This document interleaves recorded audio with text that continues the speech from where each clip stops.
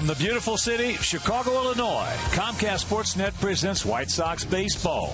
It's Paul Konerko, Alexei Ramirez, Juan Pierre and the Sox as they get set to butt heads with Asdrubal Cabrera and Manny Acta's Cleveland Indians. Hi, everybody, and welcome. With Steve Stone, I'm Ken Harrelson. We get set to bring you the finale of this three-game set, and it will be the rubber match. We won the opener 8-7 in 14 innings. Then last night, well, Fausto Camarena had his good stuff and his good control, and when that happens, you're going to lose, and we lost 4-1. So we remain 3.5 games back of the Tigers, and tonight, Philip Humber. Philip Humber's really had a tough time. He hasn't won a game in 6 weeks, and hopefully he can get his stuff over the plate consistently. That's been the big problem, is the breaking ball isn't breaking all that well. Perhaps he's suffering some fatigue, but he's 8-8 this year, the ERA in the 360s. Overall, it's been a very good year for him, and we'd like to see him turn it around here tonight. He's going to have to, because Justin Masterson's going to the mound for the Indians. He's 9-7, but his ERA is 2.61. Against us, lifetime, he's 2-4, but his ERA an even 2. This is one of the aces of their staff, and he's a good one. It's up to the left-handers tonight because right-handers don't do much with him. Let's get the rubber game of the series. All right, sit back, relax, and strap it down. White Sox baseball coming your way.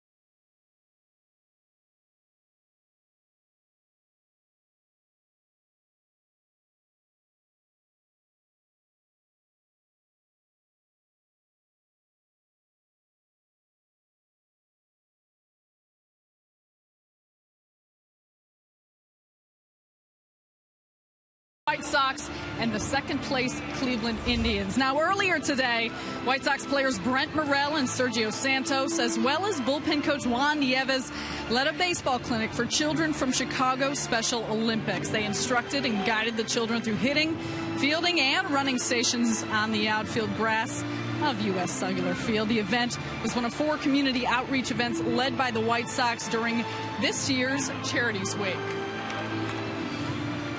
So glad to have you here with us on the South Side. Now, 3rd annual White Sox Charity Weeks, but the week ends in a very special way. I am joined by Jesse Crane's wife, Becky. Now, Becky, tell us a little bit about this basket auction that's happening on Sunday. Well, some of the players and the wives put together baskets, and it's to benefit White Sox charities, of course.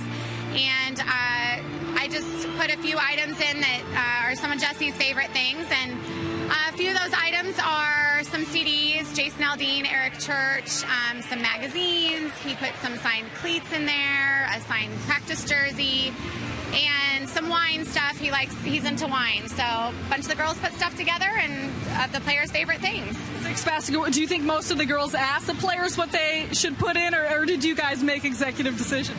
I think some of us made executive decisions, but we know our guys pretty well, so I think they trust us in that. And but I think we got some input as well. So. Well, lucky fans that will be able to get these baskets. How do fans get involved? How can they make their bids and auction on the basket? On Sunday, they're going to be broadcasting live, and at the end of the game, they'll announce the winner, and they can go to whitesox.com/baskets and put a bid in on any of the baskets that they like. All right. Well, we appreciate you doing this, and we certainly hope all these fans get involved. Thanks. No problem. Thank you. All right, White Sox fans, you heard it here. whitesox.com/baskets. Make sure you get involved. We'll have lots of fun. But right now, we have got the first pitch coming up. Justin Masterson facing Philip Umber here at U.S. Cellular Field. Huck and Stoney have the call for you right here on Comcast Sportsnet.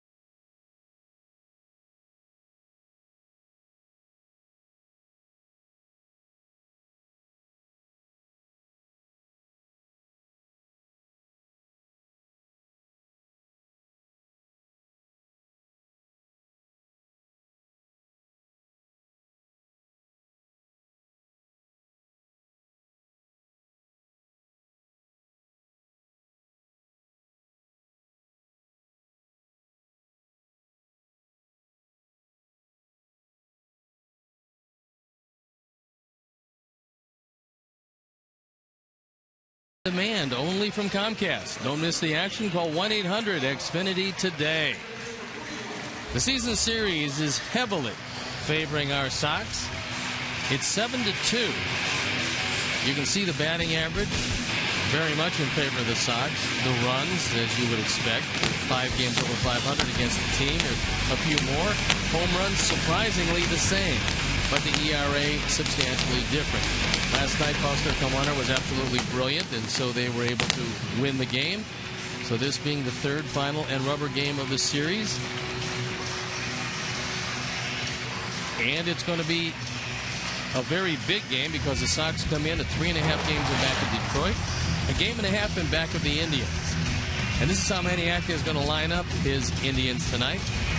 Michael Brantley leading it off. The local boy, Jason Kipnis, finally in the lineup after an oblique problem. The Nets Cabrera, Hafner, Carlos Santana, Chu, Fukudome, Laporta, and Hanahan, who's a terrific glove man at third. The degree defensive setup and how they'll line up behind Phil Umber. Pierre, Rios, and Diaz left to right with Vizquel, Ramirez, Beckham, and Dunn. Tyler Flowers gets a nod behind the plate, and the Lexus pursuing perfection starting pitcher is Phil Umber. Umber looking for his 9th win. His ERA 3.67. 130 innings. That's close to touching his career high in innings pitched. Follow all of tonight's stats and info in real time with White Sox In-Game Live only at csnchicago.com. Brought to you by The Great Escape. So they've thrown the ball around the infield, real ready to play baseball on a beautiful night in Chicago. Not a cloud in the sky, and I'll turn it over to my play-by-play partner, Ken Harrelson. All right. Stone Pony, thank you. And once again, welcome to White Sox baseball right here on Comcast Sportsnet. This is a big game. because when Cleveland leads here, they go to play the Tigers in Detroit. So right now, the first pitch of the ball game, that's taken for a strike to Michael Brantley, hitting at 273. 7 homers, he's driven in 44. Outfield about equidistant, slightly to the right. And that fastball downstairs. What we haven't seen to this point, we'll probably see tonight, and that is if Philip Humber cannot retire the speed merchants on this team, they're probably going to try to run. And Kipnis has been scratched, so Jason Donald is on deck to hit in his spot. He had a bad oblique.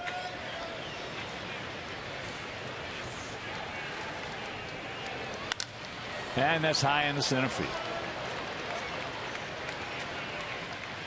And 1 out. Indians come in hitting at 248 as a club with a 3.88 team ERA. They are 28-33 on the road, 33-25 at home. So here is Donald. Donald hitting at 240, no homers, he's driven in 2. Both those RBIs coming in this series.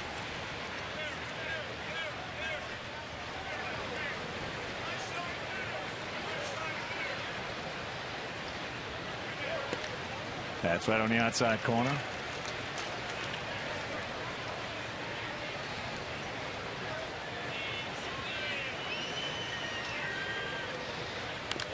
And that's chopped foul. And here at beautiful USA Field, 330 down the left field line, 335 down the right field line, 375 in the gaps, and 400 straightaway center.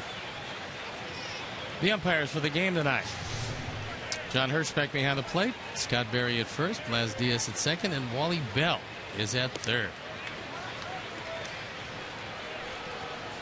1-2 the count. To the 26-year-old infielder.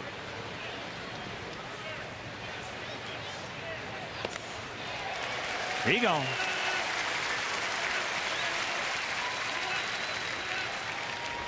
The control this first inning has been right there for Phillip, and that's one of the reasons why he got off to such a great start this year. Pinpoint control, up, down, in and out with the fastball. And we'll see how that curveball looks a little later on. That'll bring up Asdrubal Cabrera hitting at 291, 20 homers and 73 driven in. He's 2 for 9 in the series with a couple of RBIs. Takes first pitch strike. Omar right at the cut of the grass at third. Now backing up where he's even with the bag and well off the line.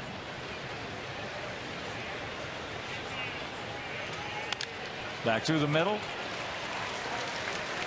And good speed aboard. He is 16 for 19 in stolen bases. That was the first curveball thrown by Humber, and didn't have a lot of bite to it. Take another look as Cabrera takes it right back up the middle, continues his just magnificent season. And he's their best base stealer.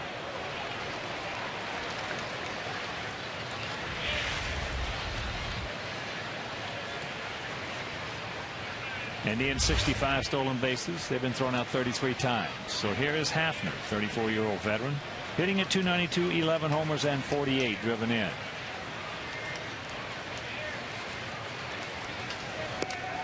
Takes first pitch strike. Hafner 3 for 11 with a homer and 2 RBIs in this series.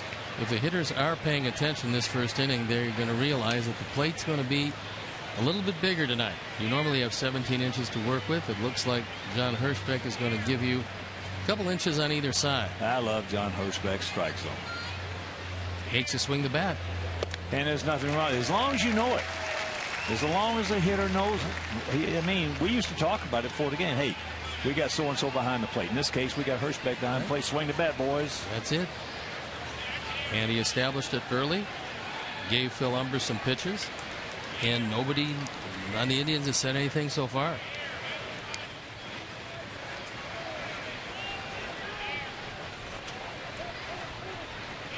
Long set.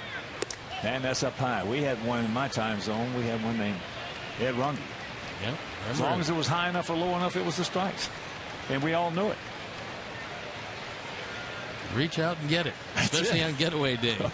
Get some short arms and hit with some short arms.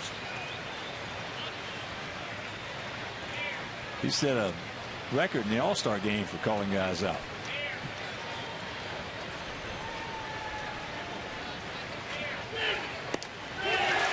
He gone. 2 strikeouts after having a play. It's a 5-0 and the good guys coming to bat.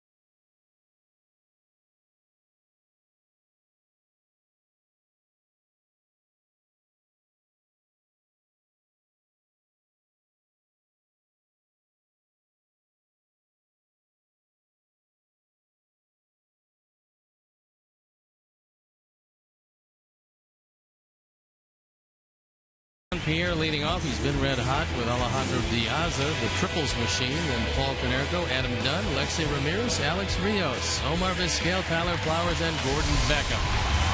The Degree defensive setup, and now they'll line up behind Masterson, Brantley, Fukudome, and Chu left to right with Hanahan, Cabrera, Donald, and Laporta. Santana behind the plate, and the Lexus pursuing perfection starting pitcher is Justin Masterson. Fine 2.69 ERA. Good strikeout to walk ratio, and you can see right-handers 191 against him. That's why Ozzie has played all the available left-handers against Masterson tonight. And before we show you our picks to click, you at home select yours, as Juan Pierre will lead it off hitting at 284. A couple homers, he's driven in 35. You're not going to see, from a hitting perspective, you're not going to see right-handers, many pitchers with as much extension back as Masterson gets. That's where a lot of the deception is, because you're not used to seeing it. Well, they got him from Boston in the Victor Martinez deal, and at the time it looked like he was bullpen best. Hasn't worked out that way. That's right. That's exactly what it looked like. It looked like a bad deal, and all of a sudden it's turned out to be a good deal. Pretty good number, 3 earned runs or less in 21 of 25 starts. And the count 3-1. Sox come in hitting at 254 with a 3.80 team ERA. Sox 27-34 here at home, 34-27 on the road. As there's the strike.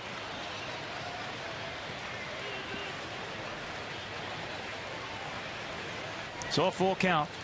Ball 4 base hit. Juan get to start it off in fine fashion here. That's in the hole. That's going to get the job done.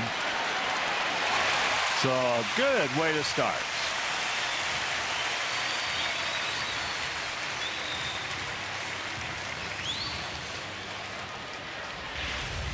Cabrera has a lot of range, but once you go that far to your right, no chance to get Juan Pierre.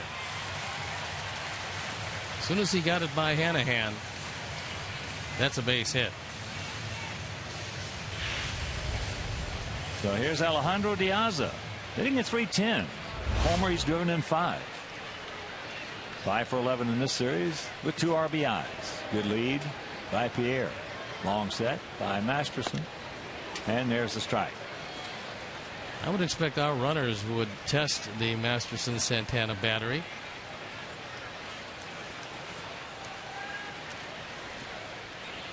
Well, you never know until you try. You never know unless you ask. Ball's hammered. And nice pick by Laporta. Rack him up. Can't hit it much harder, but unfortunately it was right at Donald.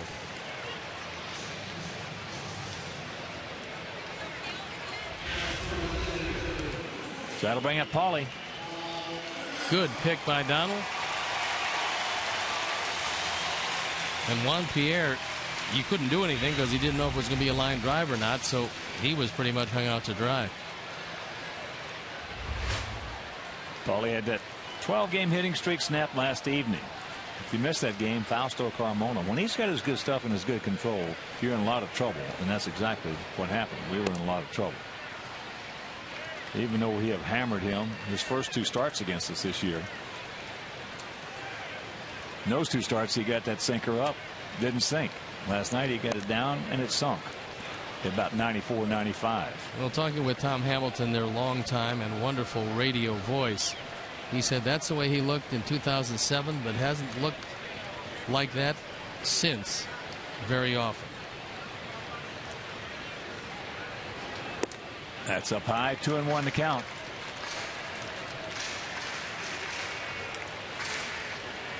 Masterson is a huge man. 6'6", 250, 26 years old, out of Fortville, Indiana.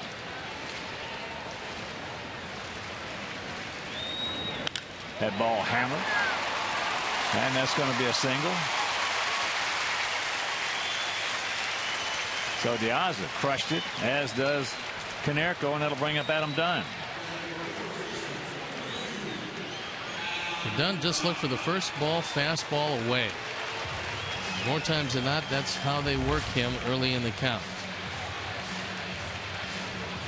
And if Fukudome gets any deeper, he's going to need a ticket, because he is way out there in center field. That's deep. That's real deep. First pitch strike. Adam at 164, 11 homers. He's knocked in 40. 2 for 7 in this series, and lifetime against Masterson has faced him 9 times, 3 hits, 2 of which stayed in the park.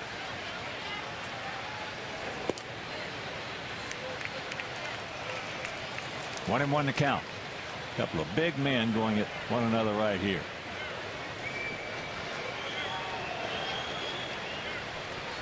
Down way back, and there's a bullet. And Chu does not make the catch. Said he trapped it as Scott Berry got out there as quick as he could. Good job by Berry. Immediately called it safe. And that'll bring up Alexa. Well, Chu's had one of those series where wherever he is, it's not the right place to be. He did a nice job of making sure this ball didn't get by him. But cleanly, he didn't catch it. Scott Berry made a very good call, and Sox have hit Masterson in this inning just about as hard as you can hit him. And don't let Adam Dunn get warmed up for the last 40 games. Don't let him get hot. Because if he does, you can wrap it up and send it to Cooperstown. Well, the at-bats have been getting better and better. That big man, if he gets hot, he can carry you all the way into October. Let's put it this way, he's due. I would say so. There's a strike in the count, 1-1.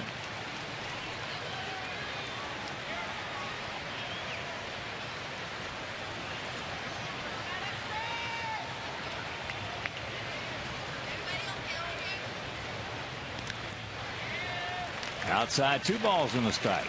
Fukudome in center field and Chu in right field have very good arms, especially Chu in right field. Brantley, his arm is okay. He's in left field. It's going to be tough for Paulie to score on a base hit, but they might try it against Brantley.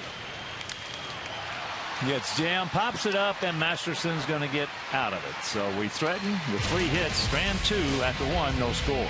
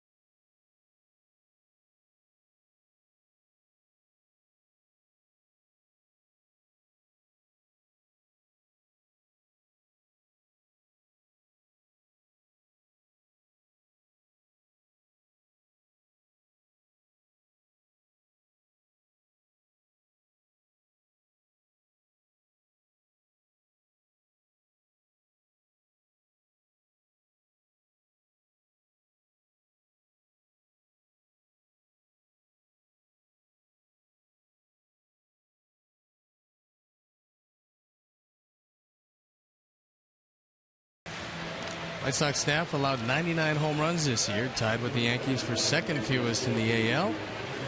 Oakland has allowed 89. They lead the way. This being really the only hitter's park in the bunch, unless you consider just right field in Yankee Stadium. Carlos Santana, switch hitting catcher, first baseman, DH, will lead it off. Hitting at 240, 18 homers and 60 driven in. 4 for 11 in this series.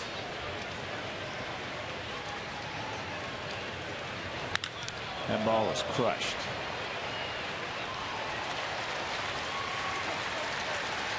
Guys will get it back in. So the leadoff double. That's his 25th two-bagger.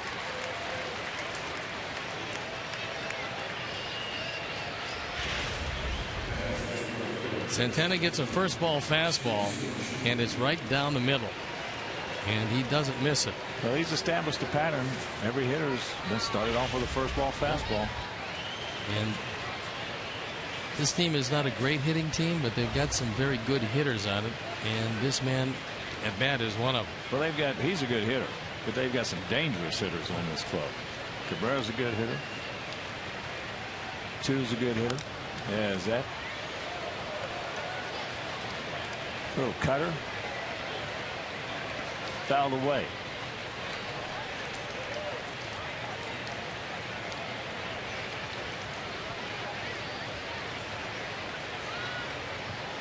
Chu, 4 for 11 in the series, hitting at 246, 5 homers. He's driven in 30. Manny Acta talking about Carlos Santana before the game. I asked him about his injury from last year, if he thought there'd be any carryover this year, and he told me that his medical people told him that he would come back 100%. He said he's not hitting as well as he can, but he has been entirely healthy.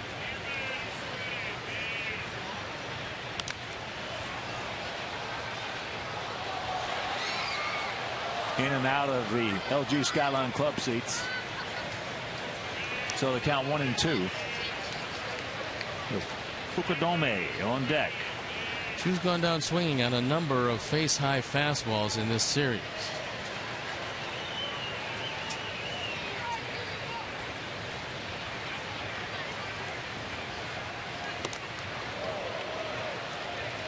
Whipsaw's out, and count 2-2.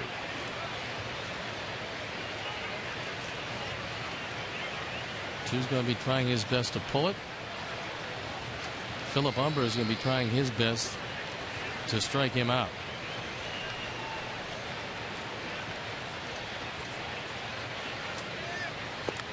He gone. He knew it. Dig out.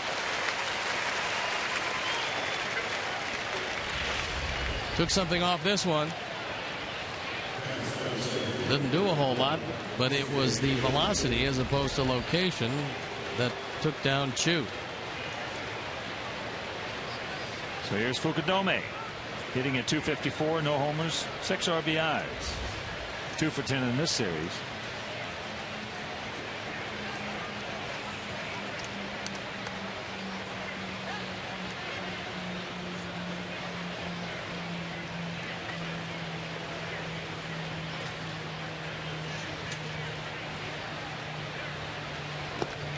First pitch strike. Fukudome had a big hit in the 6th inning last night. Drove home Santana, who had doubled. That made it a 2-1 game.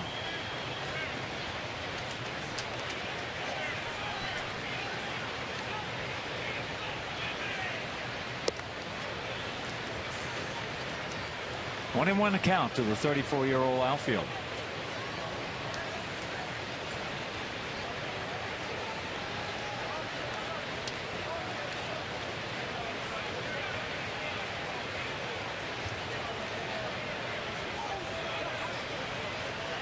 It's all right. And a reminder, halfway to St. Patty's Day, White Sox green caps and fireworks presented by Miller Lite is Friday, September 9th. First 20,000 adults ages 21 and over will receive a White Sox green cap presented by Miller Lite.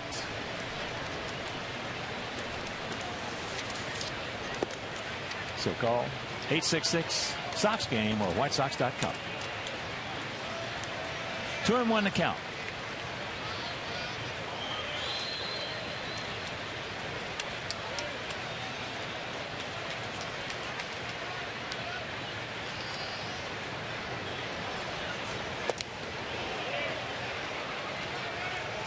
Three and one. Phillies leading the D-backs 3-0. Bottom of the third at Citizens Bank Ballpark. Limited schedule around the major leagues, only 10 games. Full schedule is 15.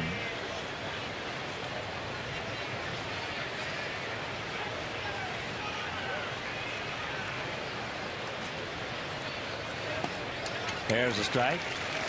Another action shows New York at Minnesota. Cincinnati at Washington. San Francisco taking on the Braves down in Atlanta. Boston and Kansas City. San Diego hosting the Marlins. Texas out at the Big A in Anaheim. Toronto at Oakland, and the Dodgers taking on the Brew Crew. Well, that check, that's the final. Dodgers beat the Brew Crew 5-1. Watch out. They got him in the head.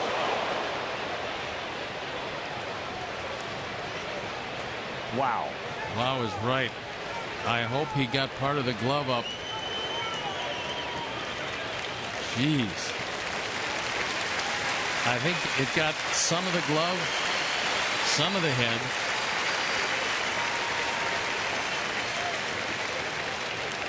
Right in the forehead.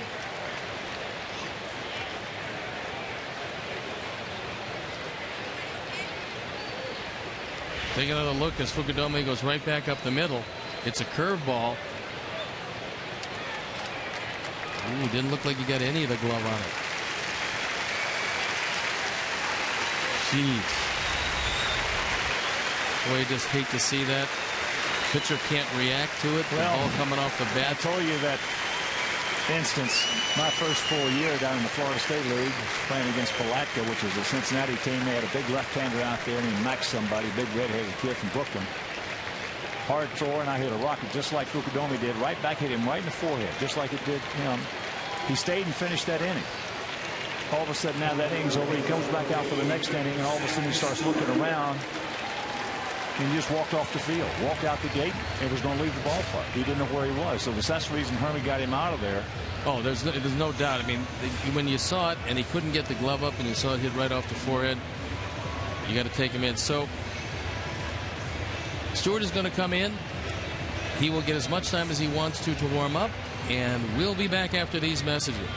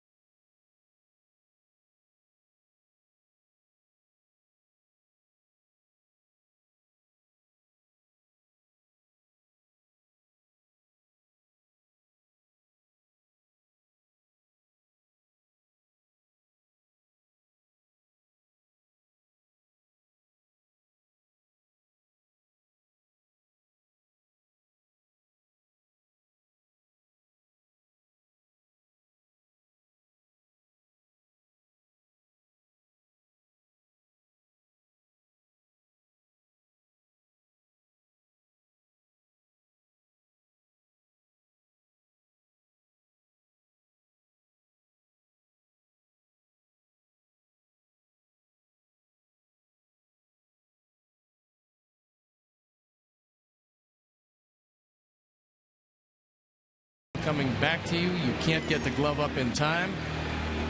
From that angle, it looked like that got most of the forehead, not much of any of the glove.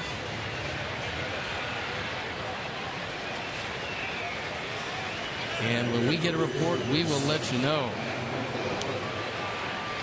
Well, the injury, the concussion injury today, is very, very prominent. They have done a lot of research into it, and they're not taking any chances with it as they should not. So here we go. Matt Laporta to face Zach Stewart.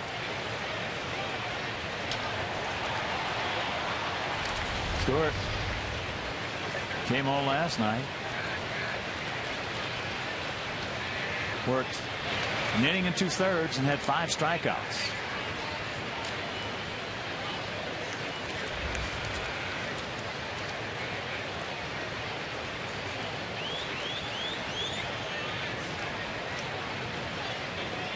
One out runners at the corners. Laporta hitting at .241, 10 homers and 41 knocked in.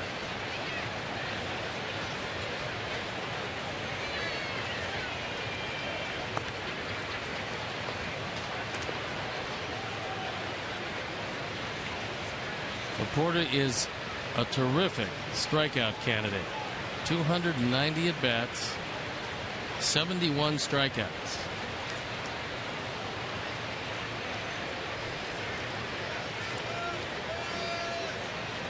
Fukudome is 1 for 4 in stolen bases in that Cleveland uniform.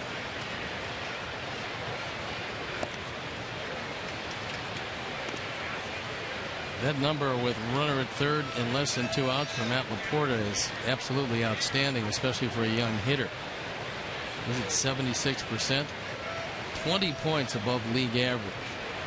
And he's got the catbird seat, the 2-0 pitch.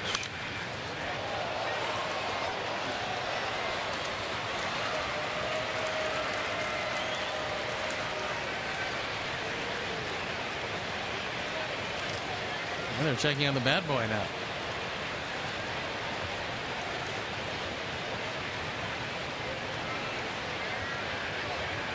What's the seat next to Ozzie?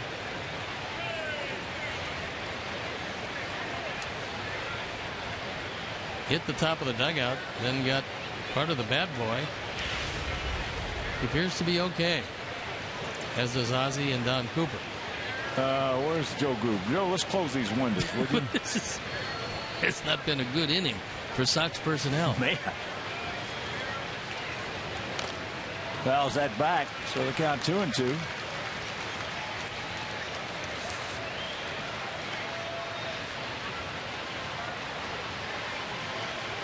Two balls, 2 strikes, 1 out here in the top of the second. No score, but they are threatening.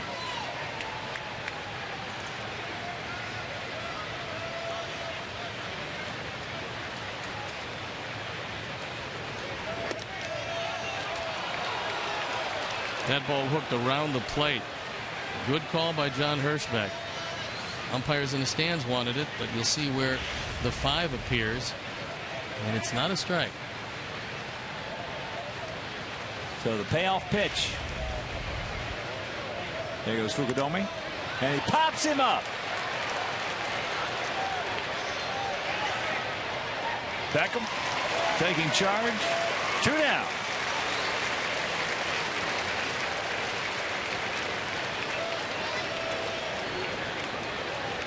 So that'll bring up a guy who has had a real good year against us. Not against everybody else, but against the Sox. Jack Hanahan.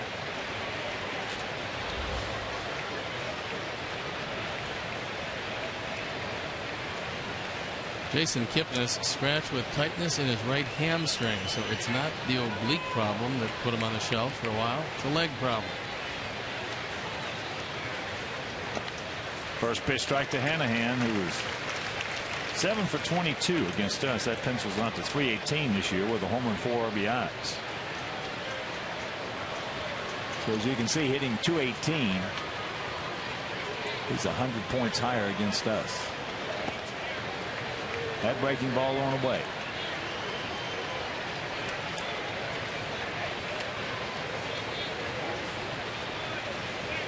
Plus he has thrown some leather.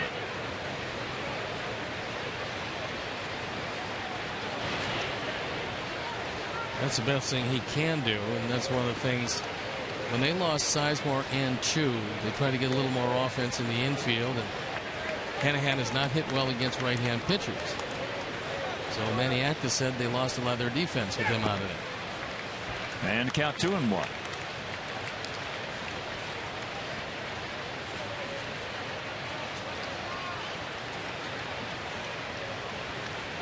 In that Dodger victory, 5-1 over Milwaukee, Clayton Kershaw picked up his 15th. He's 15-5 for that ball club. And the count moves to 3-1. 8 innings, 5 hits, no runs, 6 strikeouts. Spectacular season with a team that's 56-67, and you're 10 over yourself.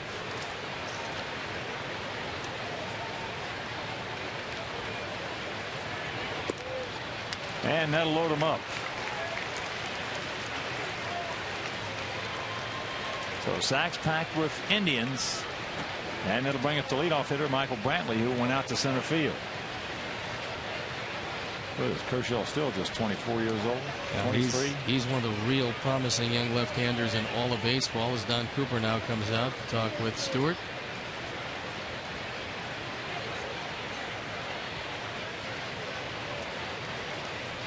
It'll be a little different for him because he was used to starting. Now he's pitching for the second day in a row out of the pen.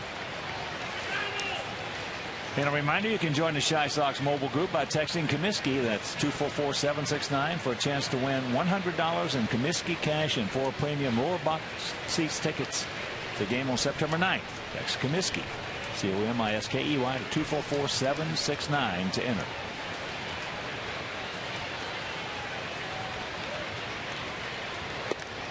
First pitch strike.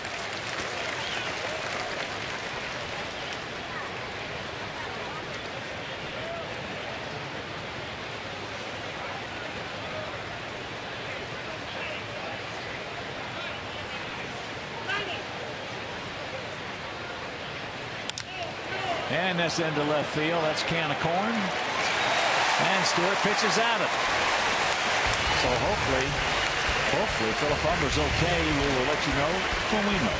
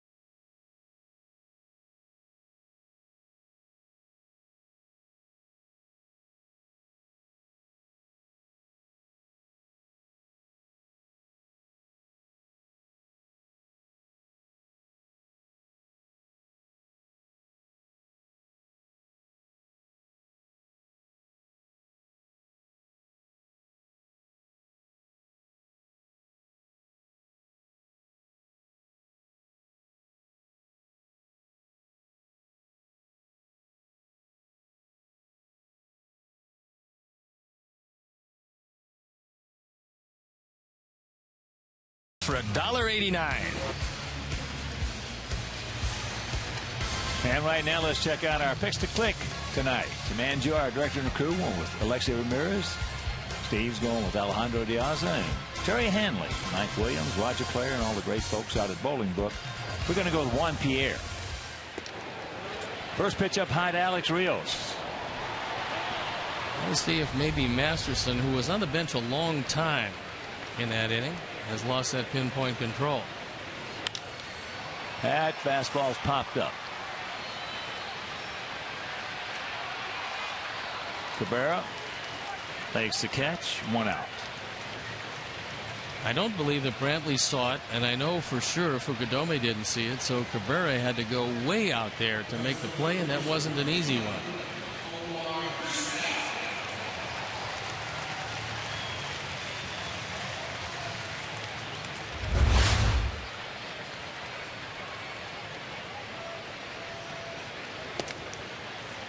Pascal takes strike one. Omar at 245. No homers. He's driven in 8. Omar been scuffling lately at the plate. 2 for his last 22. And the count 1-1. Hanahan is in on the grass to take away the bunt. Omar decides to go that way. However, Laporta is back at first.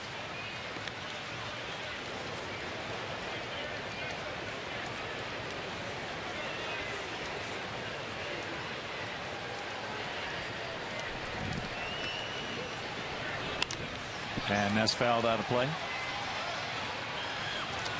And a reminder, every White Sox Friday home game is United Flyaway Friday. Each Friday home game, one lucky fan will have the chance to win 2 free round-trip tickets to anywhere in the continental United States that United Airlines flies.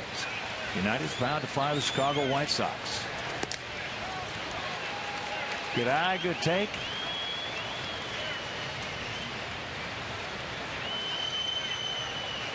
And the count 2-2.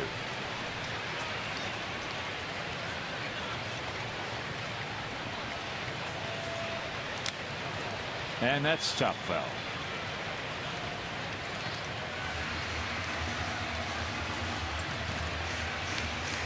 Philip Humber, a report that he was struck above the right eye. And they will evaluate him more tomorrow. He is alert, though.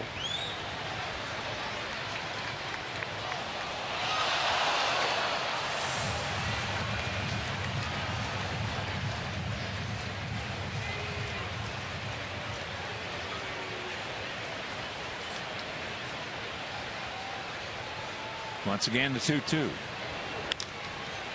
And that one's playable. 2 down. So here's Tyler Flowers. 6'4", 245-pound catcher.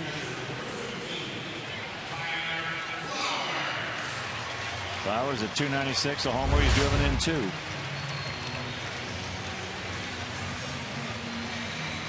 Two for 7 with an RBI in this series.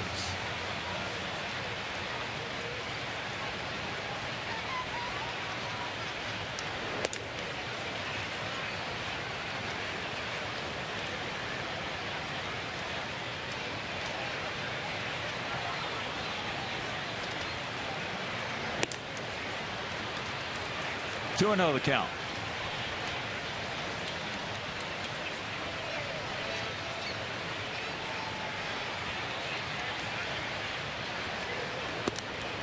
Three and nothing with Beckham on deck.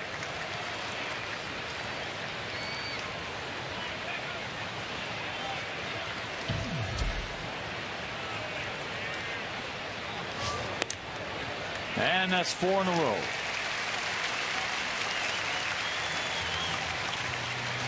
So the first walk issued by Masterson, and here's Beckham. Gordon at 241, 9 homers and 33 knocked in.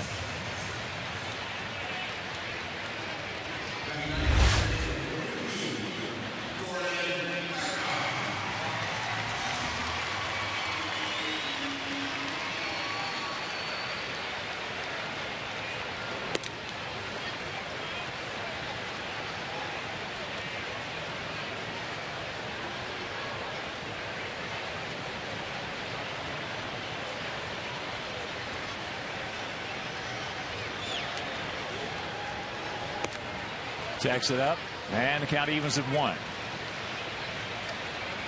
Yankees and Kansas City tied at 1, top of the 3rd at Kauffman Stadium.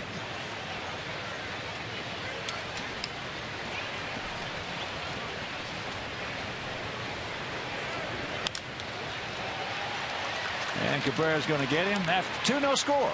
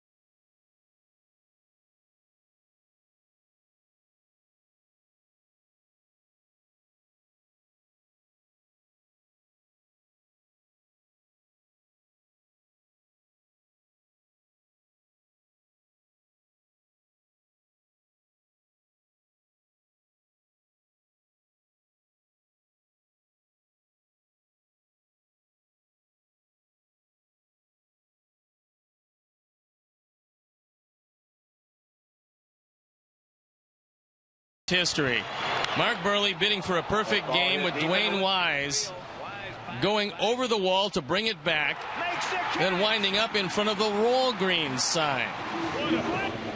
And people all over the country have seen that over and over and over again. What a great play. Mark Burley went on to get his perfect game.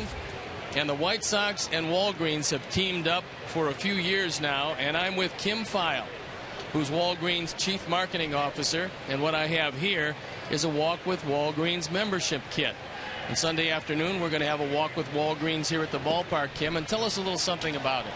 It's going to be a really amazing day. And the most important thing is we want to get all the White Sox fans out here to celebrate and root the White Sox on. And there's three big things happening on Sunday.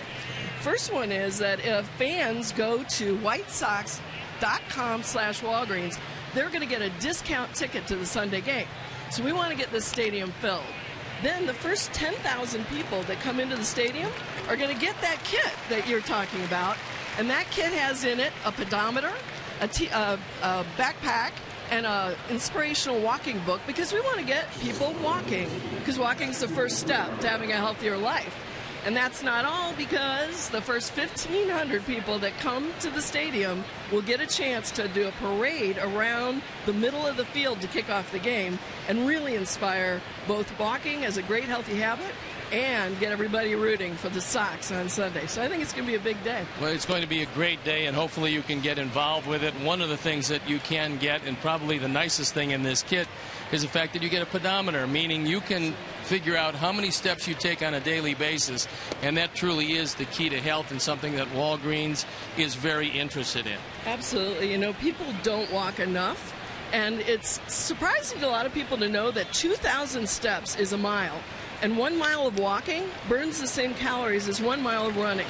So a lot of people have told us that they just need that little inspiration and the tool to be able to keep track of how they can stretch themselves to make more steps every day and really lead to a healthier lifestyle. So we're really hoping that Walk with Walgreens is a way to help those who've been looking for another opportunity to develop a healthy habit to get going and walk with the White Sox and walk with us.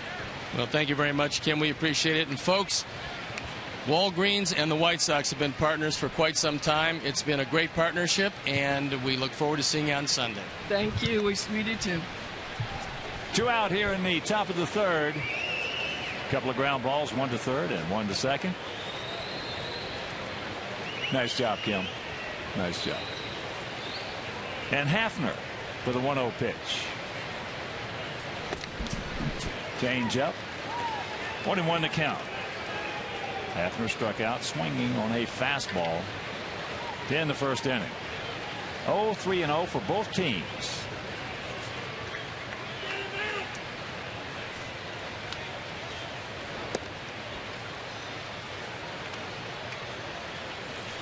Two and 1 to count.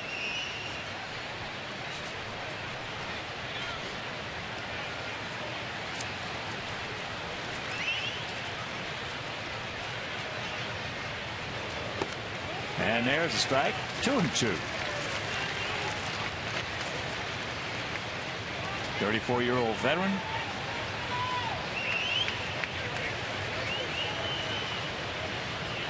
If you go into Hafner, go way in, it's probably best to stay away and force him to hit the ball the opposite way. Yeah. He gone. 1-2-3 inning for young Zach Stewart. We go to the bottom of the third, still scoreless.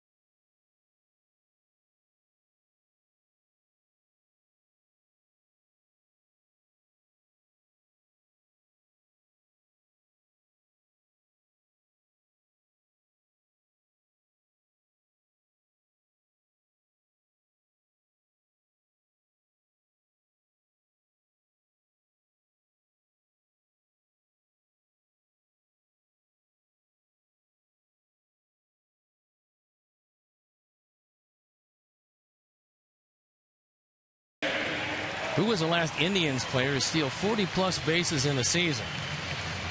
You think about that? They were never known for great speed. They were known for great power. But they had a couple of guys who could run, and we'll tell you a little later in the game. Juan Pierre will lead it off. Top of the order here in the bottom of the third. Piazza on deck and Canerco in the hole. Juan had an infield single.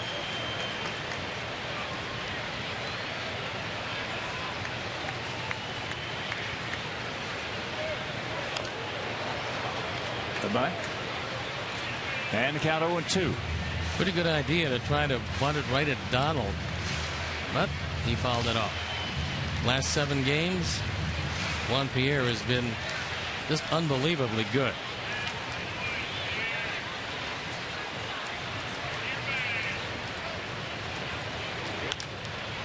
And that's a little flare into left field. Can of corn. So Brantley, and a reminder, it's not too late to bring a group of 20 or more to the 2011 season. Save money by purchasing a block of tickets or upgrade your outing with one of 6 great party areas. Now the Bertucci boys are out there and they will take care of it. Call 312-674-1000 or visit whitesox.com. Piazza hit into a 4-6-3 double play, but he absolutely crushed it. One hopper to Jason Donald, almost took him back into the outfield grass. For that first inning, our hitters hit the daylights out of Masterson. Since then, not so much.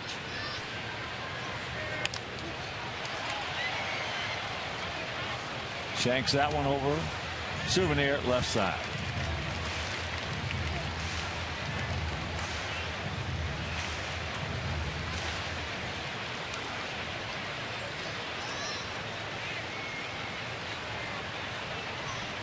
And the 0-2 pitch.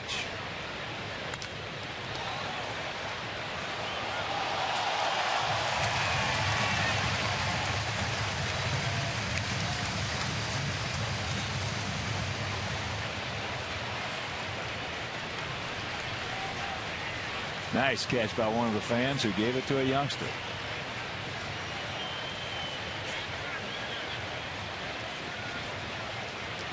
Alejandro Diaz has had some very good at-bats in his short time in the major leagues. There was another one. What a play by Hanahan. He can pick it. Jeez. Against us, I'm telling you, he's just about as good as anybody over there. Well, that's one of the things that he could always do, even when he was with Oakland. He could really pick it. He throws out a very fast runner by a good step and a half. Here's Paulie. He just ripped a single in the left field. What new?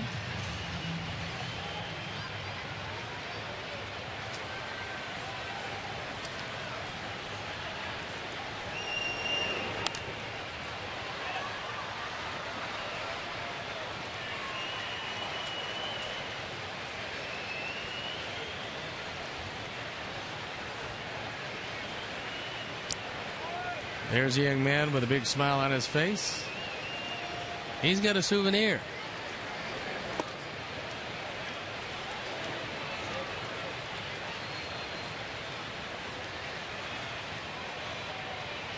And you know, when Paulie looks that bad on a pitch a good foot and a half outside, that it was a quick breaking slider.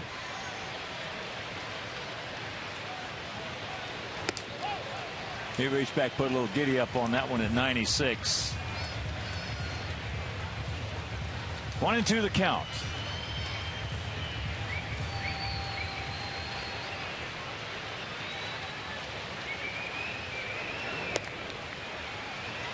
And it evens.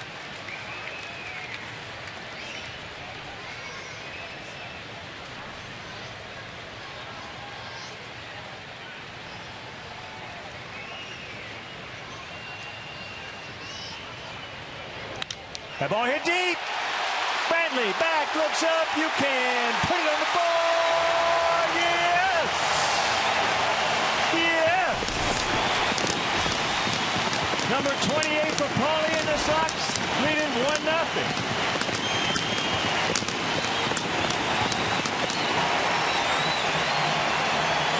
For Justin Masterson, in 171 innings of work, that's only the 6th home run he's given up all year.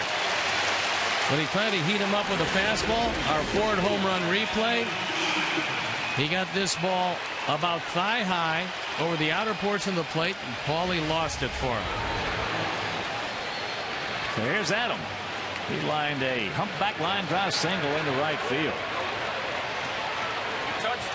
Number 393 for Paulie.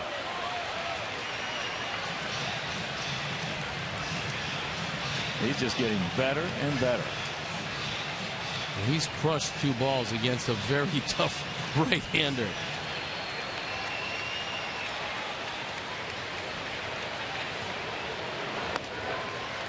That's way high, 2-1. And of course, with that home run by Konerko, the Alex Nelius family will donate $100 to White Sox charities for every Sox homer hit throughout the course of the season. That is number 121. So $12,100 donated by Alex Nelius in loving memory of Ursula, and he just missed that one. There's a major league pop-up. And that'll retire the side, but the homer by Konerko, we lead it 1-0.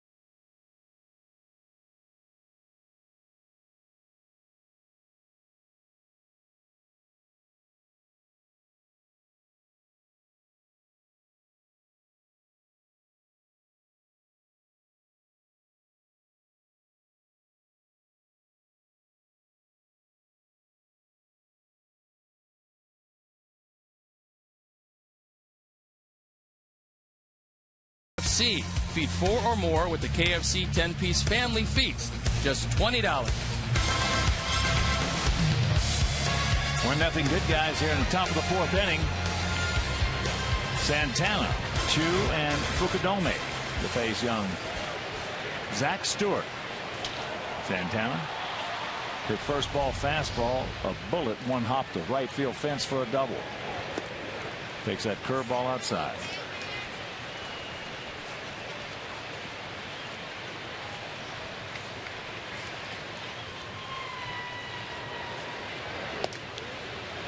Takes that changeup for a strike.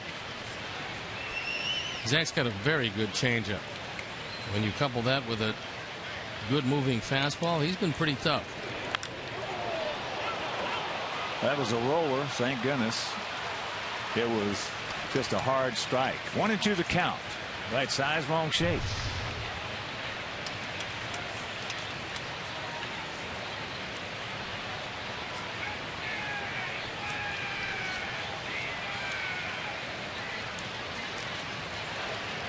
Just got a piece of it. And for those of you who might be just joining us, Philip Umber started this game. And Kosuke Fukudome hit a line drive that caught him just above the eye. He was taken out for precautionary reasons. Everything is okay. But he left and Zach Stewart came in. And he's held him right there.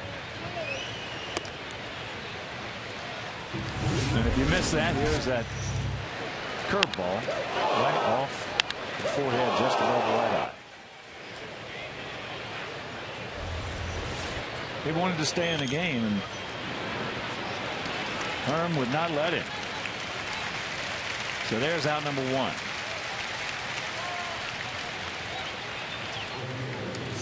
And here's Chu. He struck out swinging. Check that. He called out his first at bat.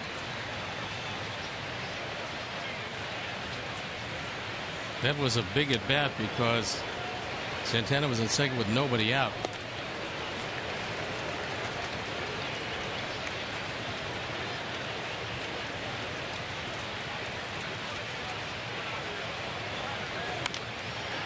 And that's out of play. That's in the upper tank.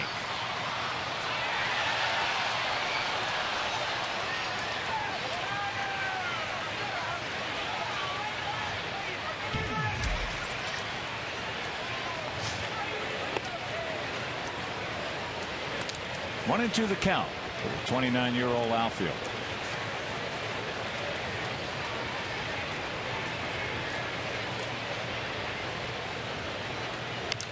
Ate him up inside.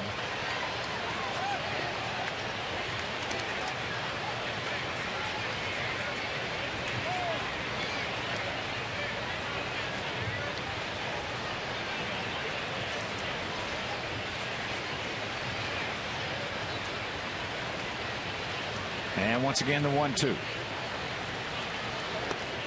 Tried to backdoor. Rubber match of this 3-game set. We took the opener 8-7 in 14 innings, and it was Fausto Carmona's night last evening. They won it 4-1. And make your plans to be with us tomorrow, Saturday, and Sunday.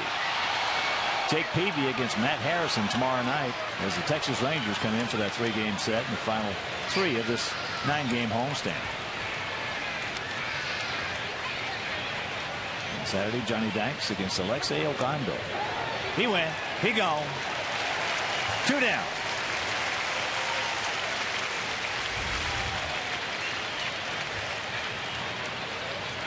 Derek Holland against Gavin Floyd on Sunday. And that Texas team has been red hot. They've won 6 in a row, 9 of their last 10, and have a 7-game lead over the Angels as they enter play tonight, head-to-head with them in Anaheim.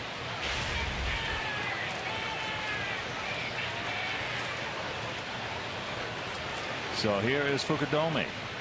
That infield single off the forehead of Philip Humber. Now field about equidistant, slightly to the left as he takes first pitch strike. Minnesota leading the Yankees 2-1. Now to make it 3-2 Yankees. CC Sabathia against Brian Dunsey. And there's another base hit. So the 2-out single.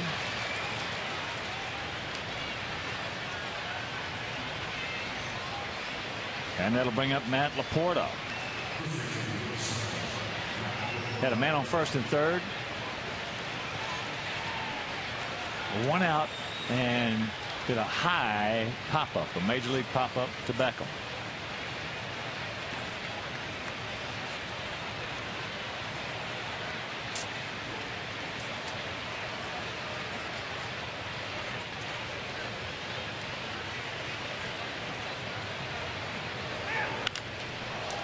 Out and around that one.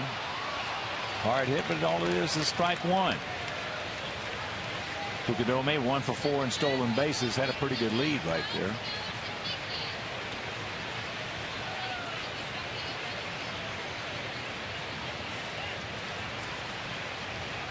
Stewart probably noticed that, and he does have a very quick move to first. Zach is a good athlete. Oh, good motion right there on that changeup.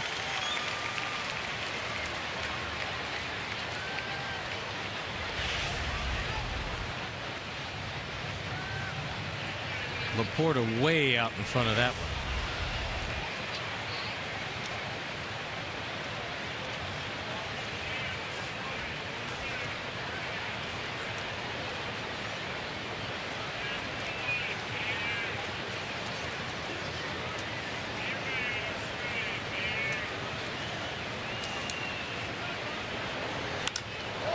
That's high. He got a breaking ball up deep, and it is 2-1.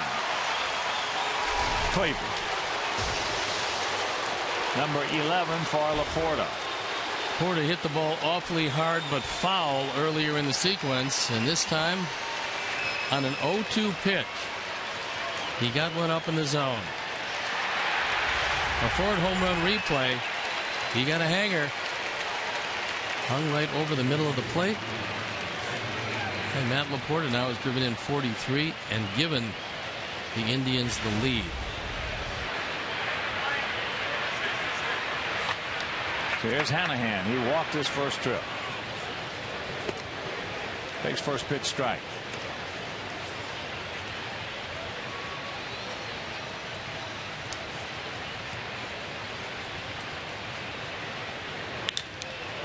And that ball ripped in too. Boy, he just plays like I'm glad Harry that Houdini against us. if he played against every team like us, he would go to the Hall of Fame. Amazing. Plays third like Brooks Robinson. And he hits it like George Brett.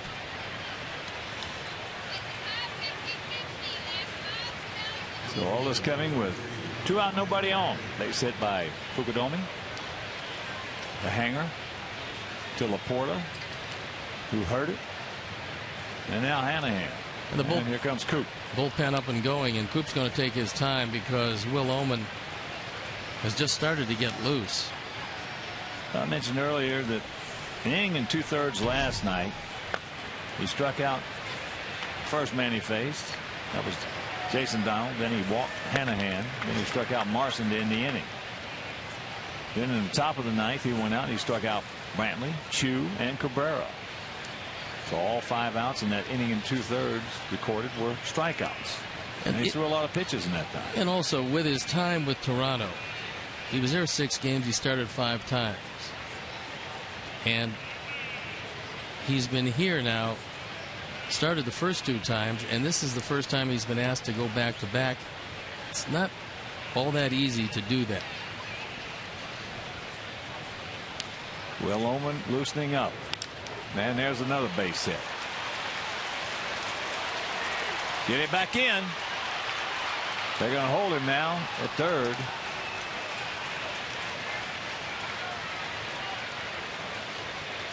So 4 straight hits. Juan did a nice job of getting to the ball quickly. Otherwise, Hanahan probably would have scored. This ball looked for a moment like it was going to split the gap. No chance at all for Alex Rios. Juan gets over and gets it back in, holds him at third. So here's Jason Donald. Breaking ball strike. He has struck out and grounded to third. He was a late entry as Jason Kipnis. Slated to start. And the count 0-2. He had a tight hamstring.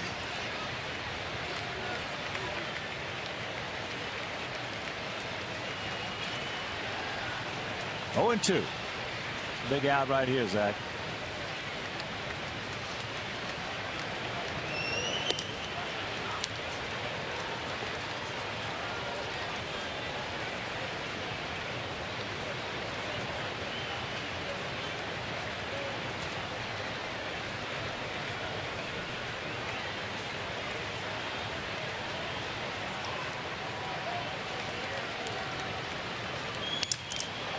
Softly hit, ate him up inside. Beckham's got him, and that'll retire the side with the 2-run homer by Matt Laporta on a hanger. It is 2-1 Indians.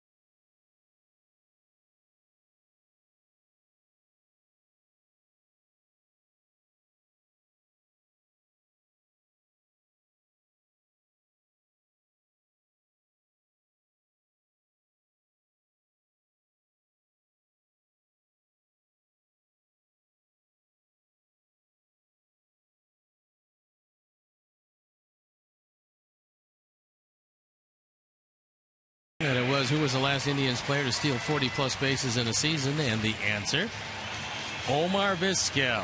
Back in 1999, he swiped 42 of them. Omar has been a great player for a long time. He had terrific speed. Along with Roberto Alomar, what a double play combination they were for the Indians. 2-1 bad guys. 2-run homer by Matt Laporta. That's ball 1 to Alexei. Ramirez popped up the second in the first inning. Takes the bunt, takes the strike.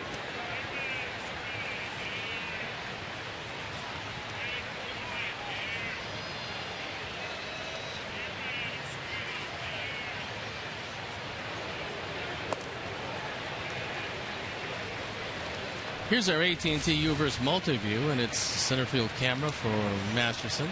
Then you get a good shot at him. Looking down the line at Hanahan. Laporta. 1 out.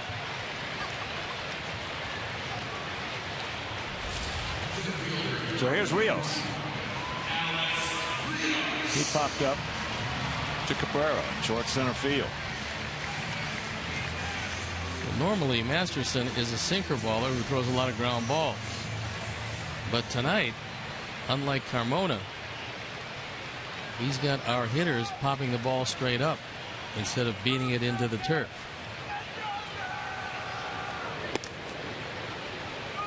Take strike 1.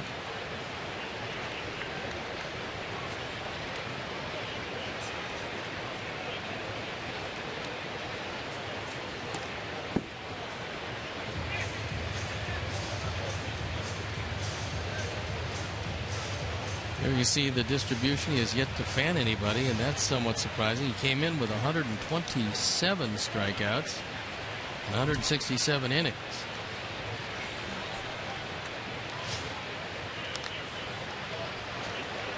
Over into our dugout. Alex once again changing his stance. When you're scuffling like that, you got to make some adjustments. Putting that bat on, leaving it right there, and then taking it off. And there's a base hit back through the middle. So good speed aboard. He is 10 for 15 in stolen bases.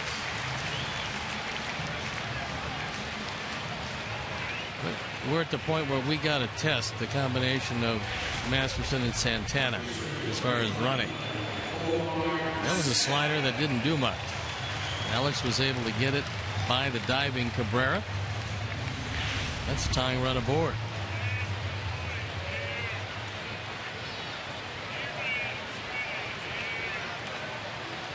Omar popped up to third base. Watch out. Ball gets away. Fourth wild pitch, so now you don't have to worry about stealing.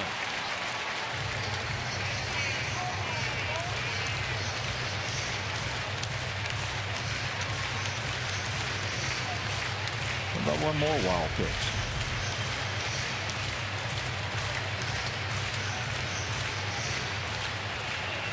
That ball hit off Santana's glove, and he's a converted third baseman. They move behind the plate. 1-1 to count. 44-year-old phenom.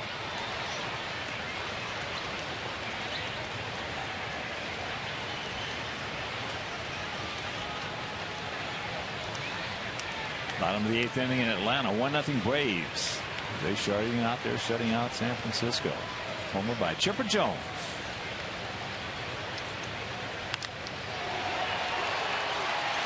And that's into left center field. Picadomi making the call. And that's out number 2. They'll bring up Tyler Flowers. He walked back in the second. The only walk that's been issued by Masterson. Well, Flowers has swung the bat very well, and I guess if you're Manny Acta, you got a decision. Do you want Flowers or do you want Beckham, who's in the on-deck circle? And so far, at least for the moment, they're going to pitch to Tyler.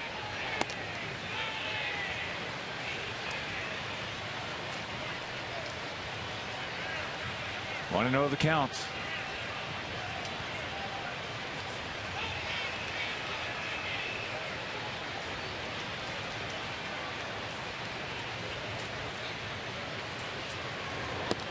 And the count 2-0.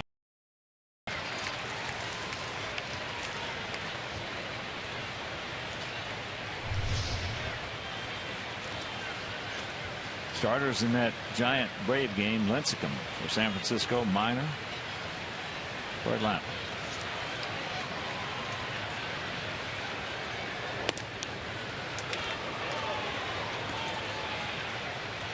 Right on the outside edge of the outside corner, and it's a 2-1 count. Outfield slightly to the right. Now Fukudome not as deep. Put a man in scoring position.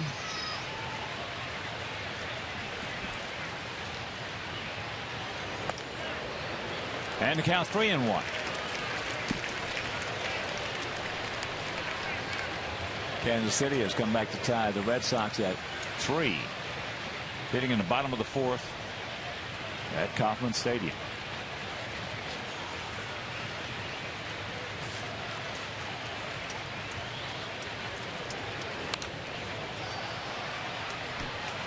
And a reminder, you can stop by the Comcast Fundamentals deck at U.S. Cellular Field for the ultimate game day experience. You can visit the Comcast dugout to see official White Sox equipment, take photos next to life-size player cutouts, and listen to updates about the White Sox pitching staff on the Xfinity Voice dugout phone. All brought to you by the great folks at Comcast. And there's a base hit.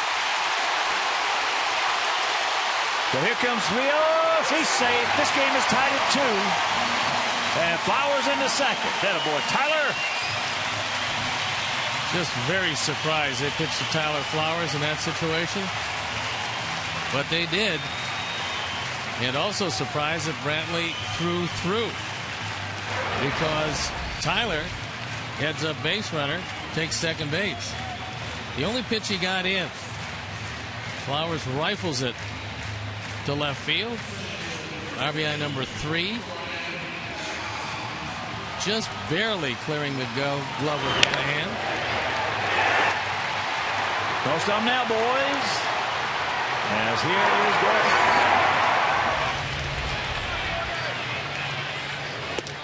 Takes that pitch up high. 2-7-0 for them, 2-6-0 for us.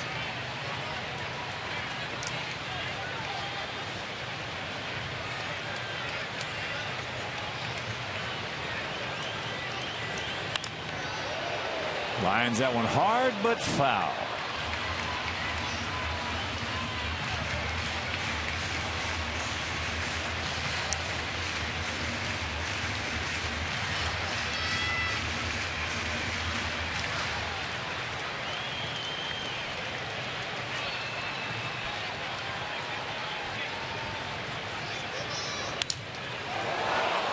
And that's a broken bat, soft comebacker, but the 2-out RBI single by Tyler Flowers. We'll go to the 5th, tied at 2.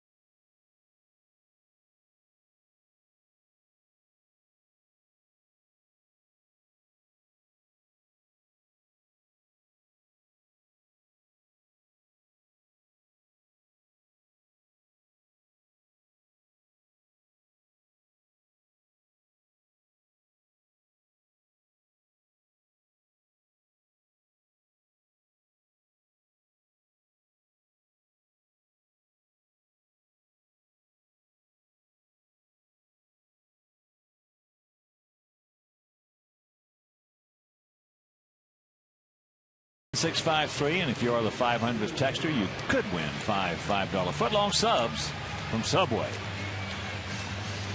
Will Oman comes into the game, and the game is in his hands. Tied at 2. He's 0-2. ERA 3.83 on for the 43rd time. He takes over for Zach Stewart, who pitched 2 2/3, gave up a couple of runs on 4 hits, walked 1, fanned 2. So Oman, the third of the Sox pitchers tonight. And here's Asdrubal Cabrera. He singled and then he grounded to second.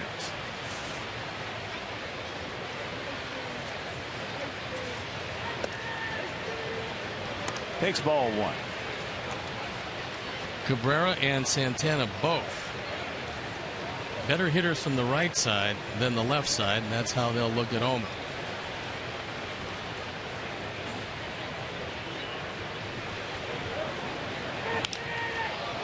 Out and around that one. And it's just a long strike.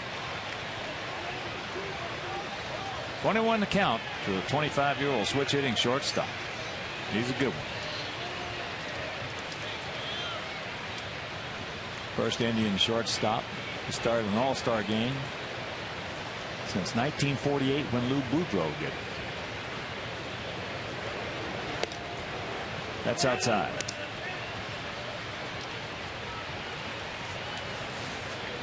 There you look at the first 4 years of his career and this year.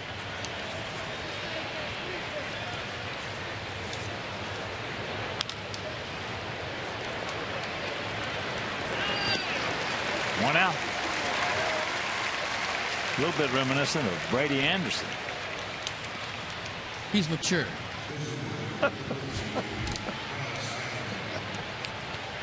Brady matured for that 1 year. Right.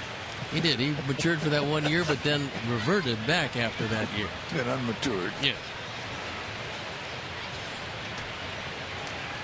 So here's Hafner.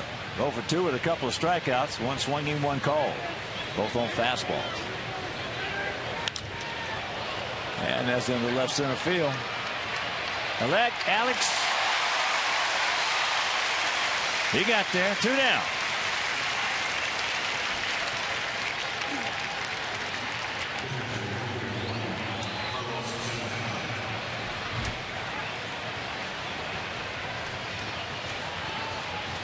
So here's Carlos Santana. A double and a grounder to Adam Dunn at first base. Make your plans to be with us tomorrow night. First of a 3-game set with the Texas Rangers. Jake Peavy, who's just been getting stronger and stronger against Matt Harrison. Left-hander, big left-hander with good stuff.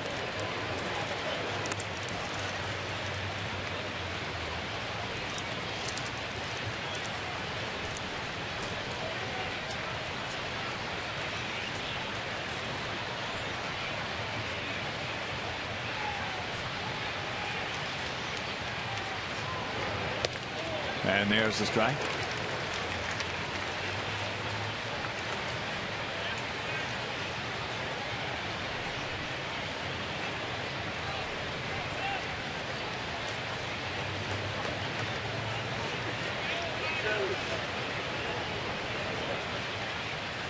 Two out.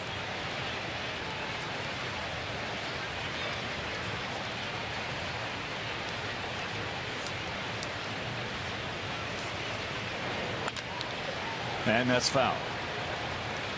The 25-year-old catcher, switch hitter. He is a very, very talented offensive player. He's got a chance to be a real good one. Dodgers needed Casey Blake, and they gave up Carlos Santana. Casey's a good player, solid player. Santana's got a chance to be a great player.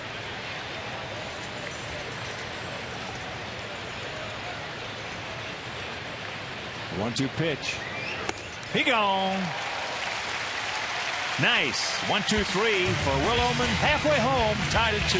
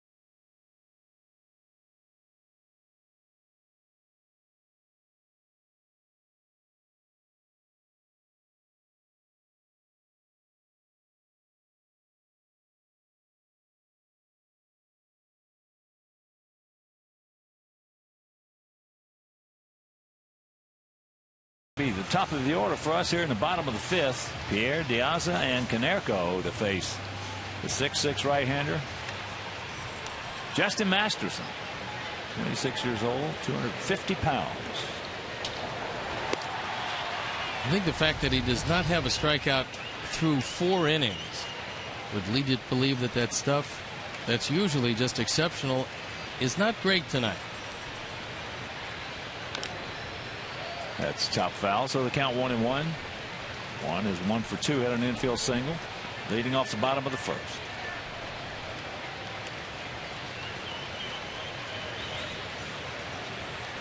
Giants hitting in the top of the ninth, trailing the Braves 1-0.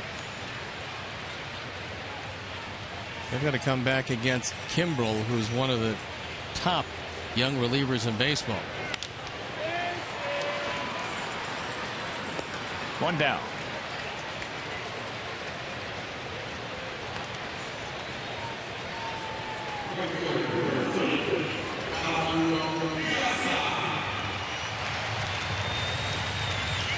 So here's Diaza. He's 0 for 2 and he's hit the ball very hard twice. Actually killed it the first time up into a 4-6-3 double play. One hop.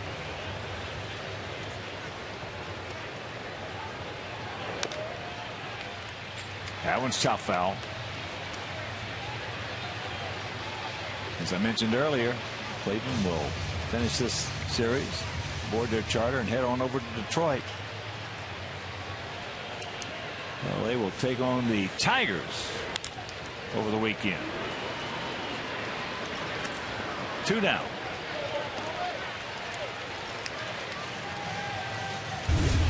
Our Xfinity high-speed action replay is one that left this park in a hurry. Off the bat of Paul Canerco, his 28th of the year. He homered in the 3rd inning. At the time, that gave us a 1-0 lead. Erased by the Laporta 2-run home run in the 4th, only to be tied by the base hit off the bat of Tyler Flowers.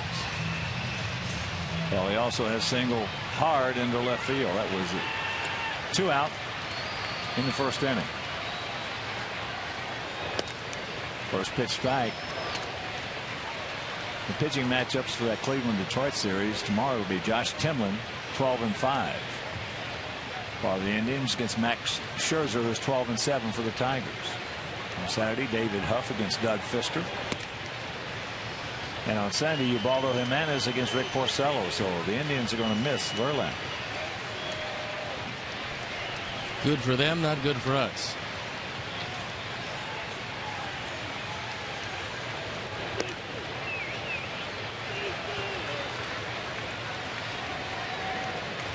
Two and 1 to count.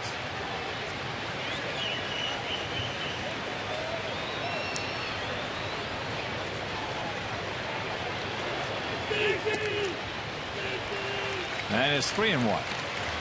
Home runs this year. Bautista still leads, but Granderson knocking at the door with Teixeira right there, and Paulie 7 in back of Bautista, who leads. And that's ball 4. Pitching very, very carefully and wisely so to Paulie, and that'll bring up Adam Dunn, who is 1 for 2. Hard single in the right field, and then he just missed one in the 3rd inning. A major league pop-up to second base.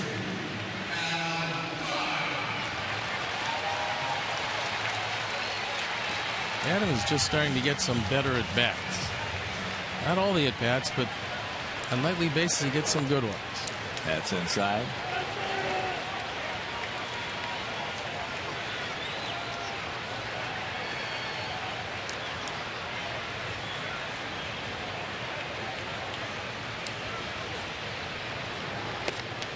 And there's a strike. And a reminder, you can visit the official online shop of the White Sox. Browse the largest selection of official gear, including the latest apparel, nostalgic memorabilia, and authentic classics for the whole family. So get your gear from the official source. Shop at whitesox.com.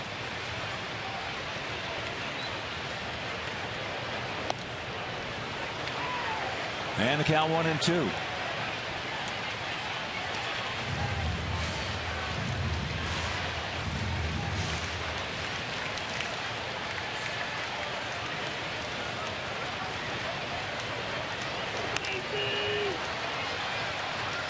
Flips that one foul into the seats.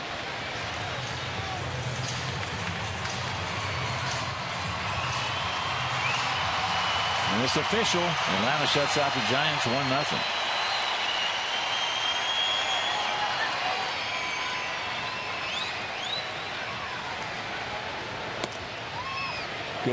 Good take. 2-2. Lincecum, the loser, gave up the home run to Chipper Jones. They move 3 games in back of the Arizona Diamondbacks, 4 back in the loss column.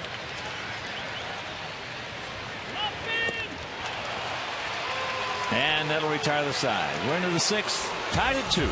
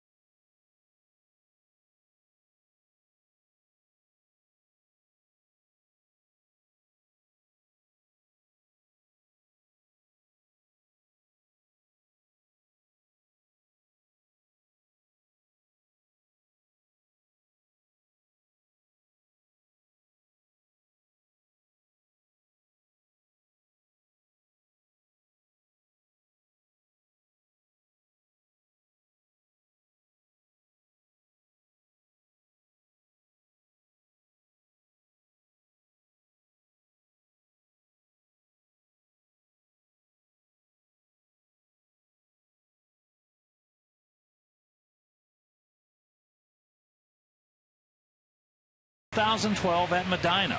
To be included in a random draw to purchase tickets and a chance to see Team USA versus Team Europe, go to RyderCup.com.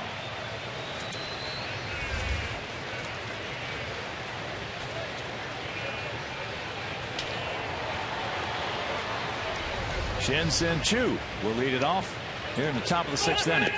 Takes it low and away. Phillies leading the D-backs 3-0. Game in the bottom of the 3rd, but there is a rain delay.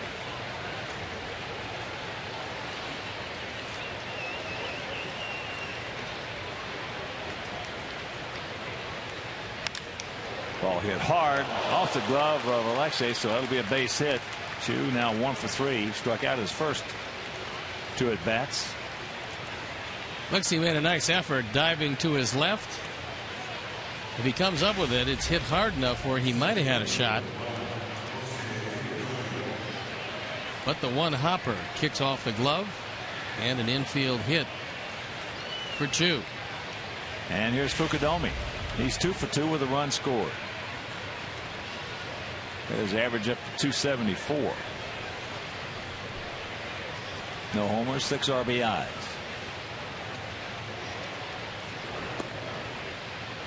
Nice pick.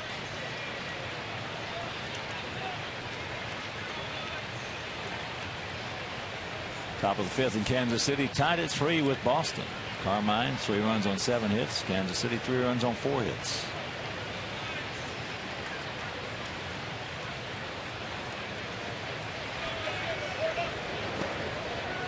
Yes, he did. And the count 1-1. There's a break because that one was way out of the zone. Fukudomi this year has been up 268 times and grounded into 2 double plays. Ron Hirschman said, yes, you did.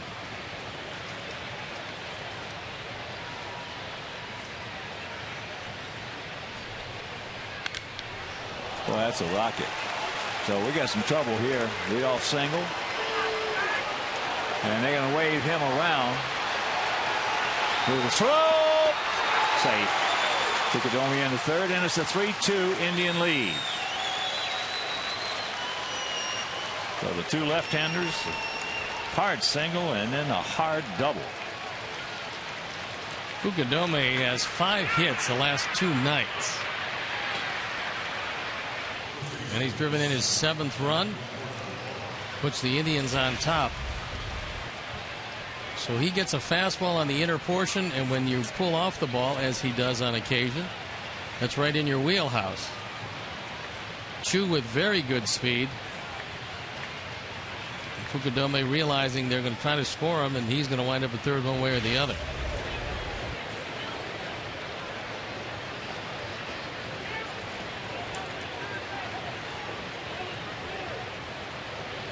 So Matt Laporta 1 for 2, a 2-run homer in the 4th inning, got a hanger and didn't miss it. Bullpen up and going for the Sox once again. Looks like it might be Jason Frazier. Left side in, right side in. And the count 0-1. And it is Jason Frazier. Now somehow John Hirschbeck, I don't know if it's a contact that has gone askew, but he wants Hermy out there, I believe.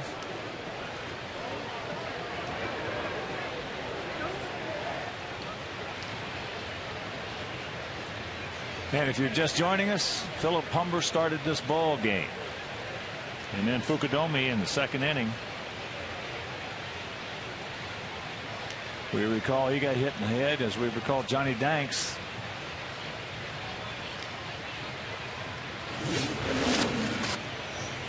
What's this one? Right in the back of the head. He's looking to catch the ball. And then in the 2nd inning tonight. And he did not get any leather on it. Probably the big difference is that Johnny Danks got hit off the back of the head. Hermy looked in his eyes and liked what he saw, as opposed to looking in the eyes of Philip Humber and not liking what he saw. Well, if you're going to get hit in the head, where Johnny got hit was a perfect spot. Where Humber got hit was not, right above the right eye. And the 0-1 pitch. Pops it up. Fukudomi tagging. He's not going to go. As that throw up the line. If you're going to miss, that's where you miss. So 1 out. And a reminder, you can still guarantee the best seat locations for all remaining home games at the lowest prices with the most benefits by purchasing a prorated full season ticket plan. So call 312-674-1000 to visit whitesox.com. Now the infield's going to have to come in with Babe Hanahan up. He has walked and singled.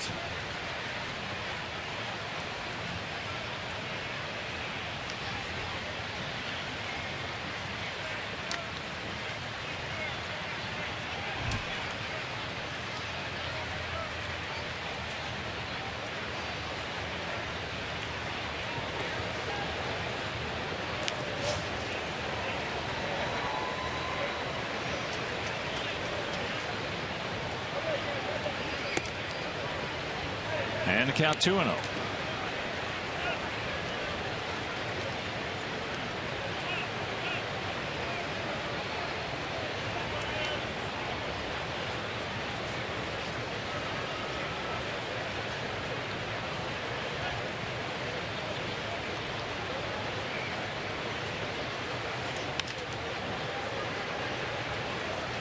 Tom won the count with a 31-year-old infielder, Jack Hanahan.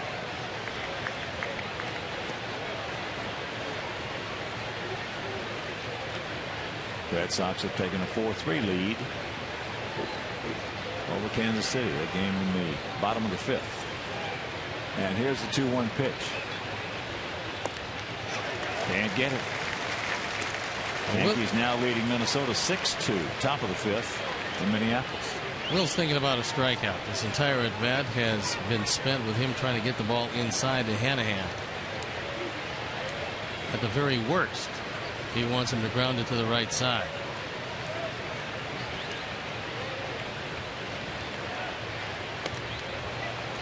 And a full count with Brantley on deck.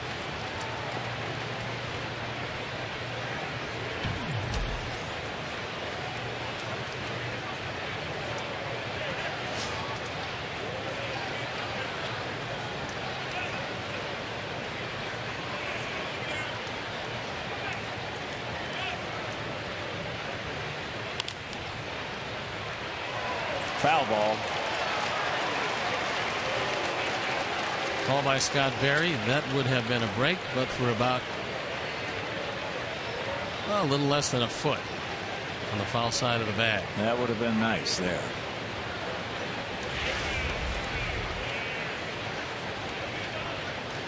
See Adam catching the ball in foul territory, but the only thing that matters is if it went over the bag, and it didn't.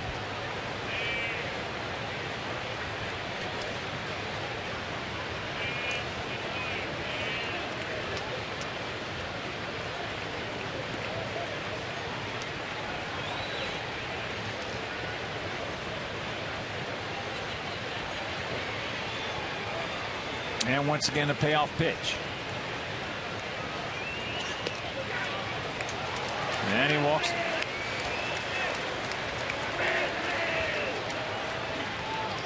So now runners at the corners. Hanahan 2 for 3 in stolen bases. And here's Brantley, who was 1 for 3 at double. Brantley's grounded into 10 double plays this year. He's hit the ball in the air all 3 times. But they've all been against right-handers. First time he'll be looking at a left-hander tonight.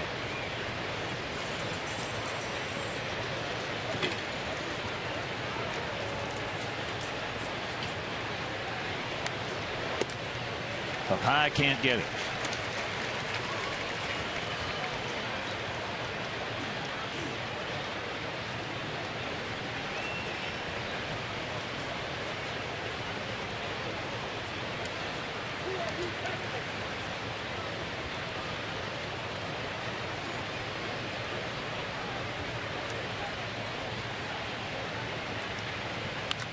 And that's foul back in the count 0-2.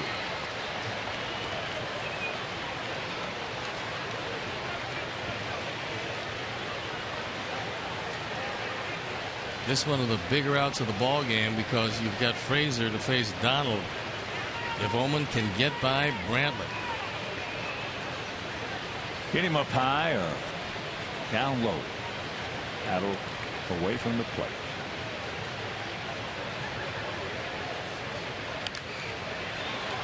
That breaking ball, flip foul.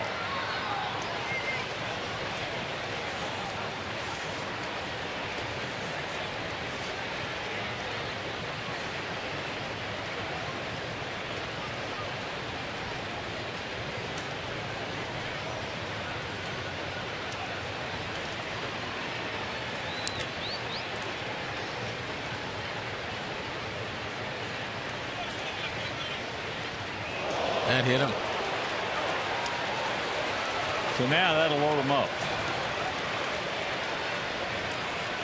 With 1 out, and here comes Ozzie. So Oman gives up the infield single. The chew, the double by Fukudomi. He gets Laporta, short center field, walks Hanahan and hits Brantley. So he'll depart, and we'll be back.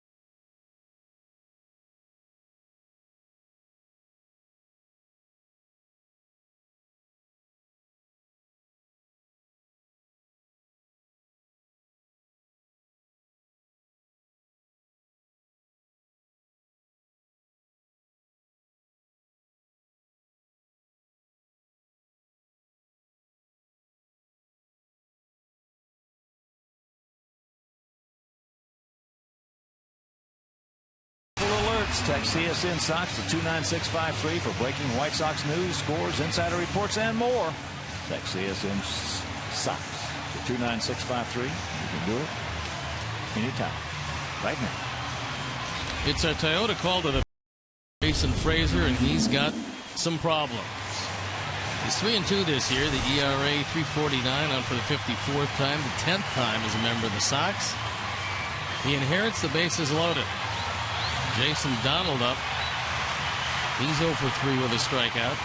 And a couple of ground balls, one of which we could really use now.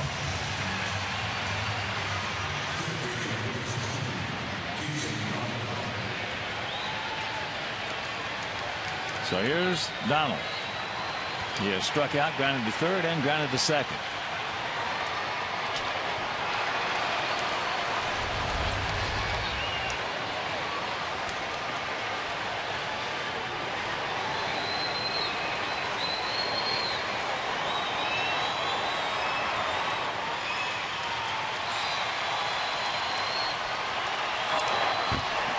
Looking for it, got it, and couldn't do anything with it.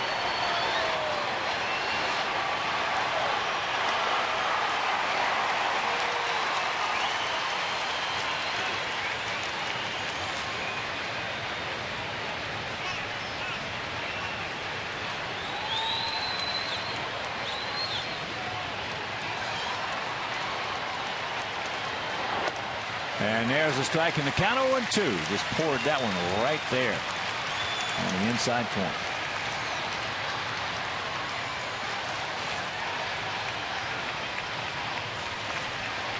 Jason thinking about a strikeout here. Be a huge out, but you still have to get by Cabrera.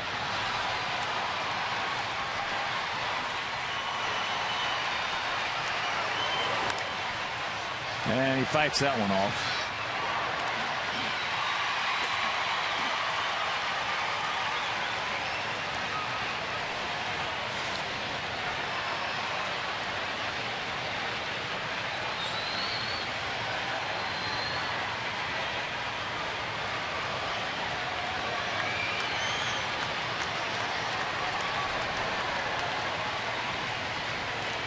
Big out right here, Jason. He gone. 2 down. Yes.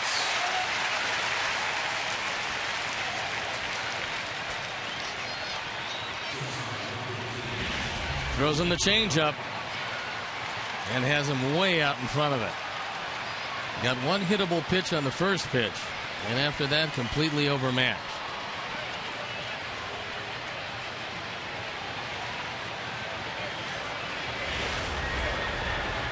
So here is the best hitter on the team, Cabrera, 1 for 3 tonight.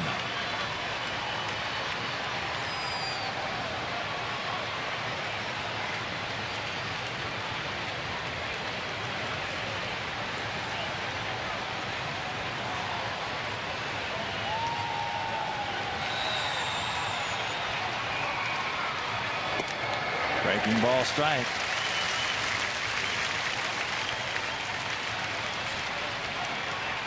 Cabrera hitting at 291, 20 homers, 73 driven in.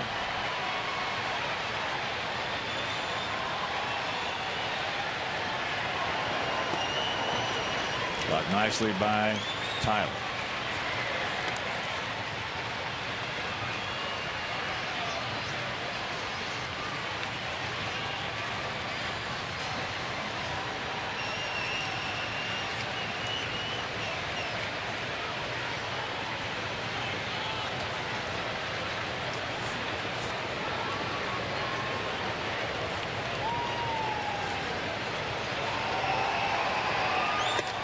Lays off that one now. Advantage goes to Cabrera.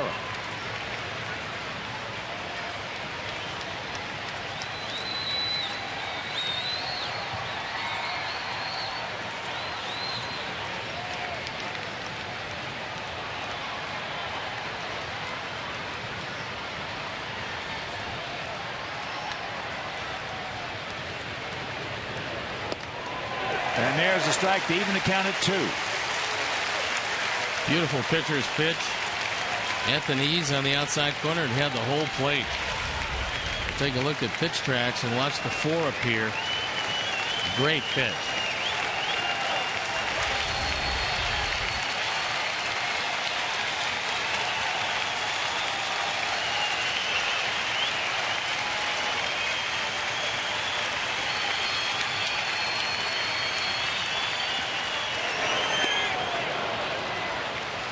Interesting now. Sox packed, 2 down, 3-2 to the best hitter on their team. Well, you'd have liked to made it happen there only because you can pretty much take the force out of the equation with the runners going.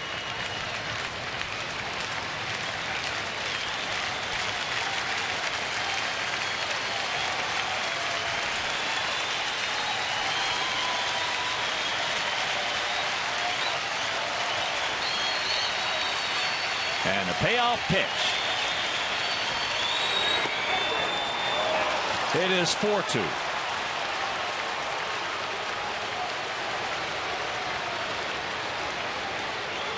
RBI number 74. Very quiet way to make it a 2-run lead.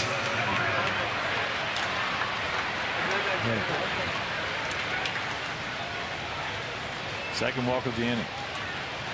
And here's Hafner. He's over 3 with a couple of strikeouts.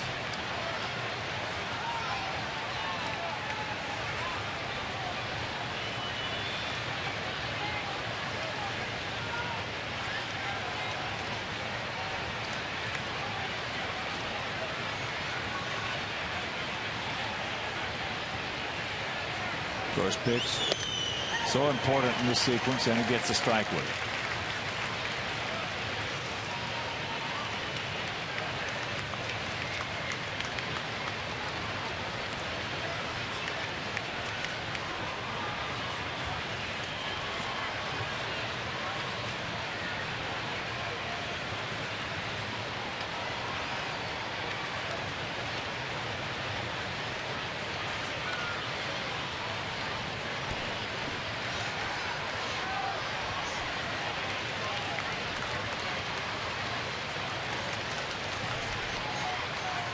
Bit of a gap out there in left center.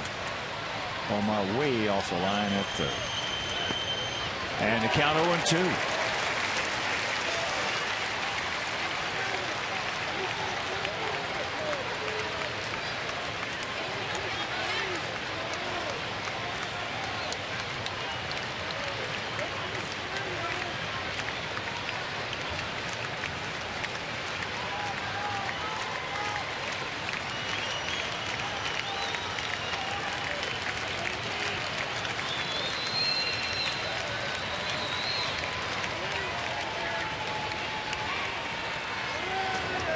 The 0-2 pitch. Protecting against that one. Flips it foul.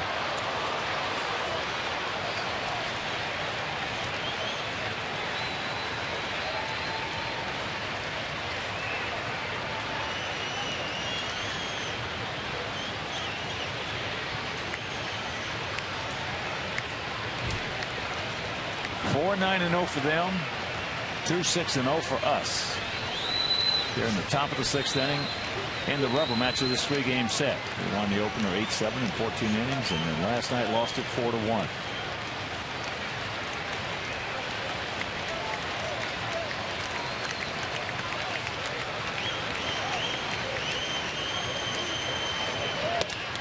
He gone.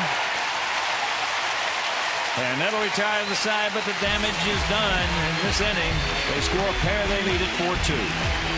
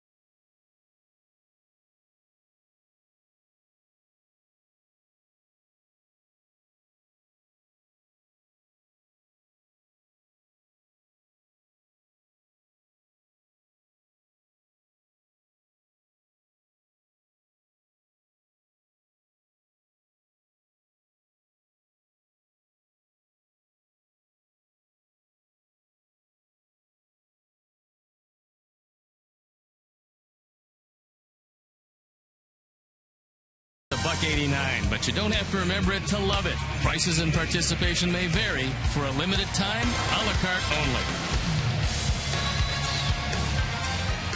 All right, boys, we got some work to do. We trail it 4-2. Here in the bottom of the sixth inning, it'll be Alexei, Rios, and Vizquel.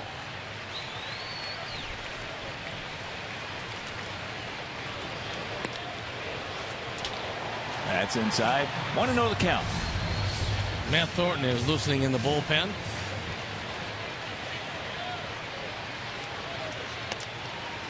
And the count evens at 1. Masterson about ready to deliver his 92nd pitch, which is a high total through just 5+ innings. And drops that breaking ball on it.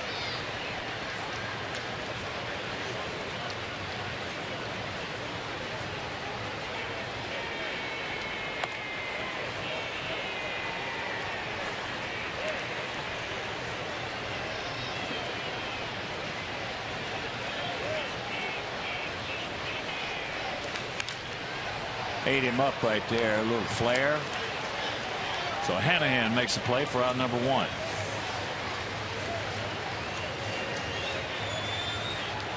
Alexei now 0 for 3, and that'll bring up Rios, who is 1 for 2. And a run scored.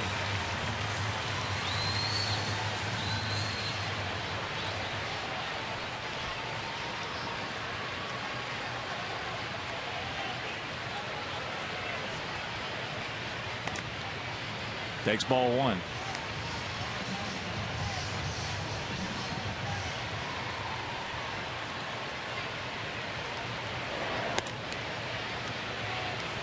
And the count 1-1. Make your plans to be here tomorrow night. We have another big series coming. In fact, they're all big series coming. The rest of the way. There's a chopper, 2-hopper. Cabrera's got him.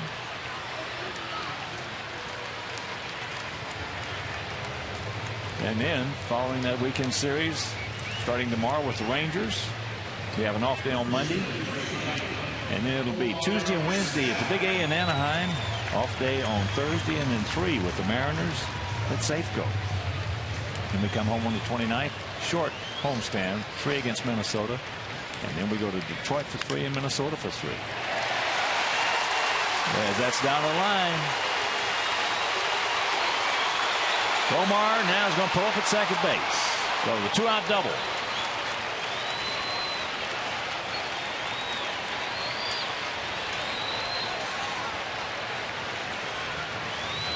Sixth 2-bagger for Vizquel. And 7th hit of the night. Masterson is proving to be hittable tonight. Past the diving Laporta.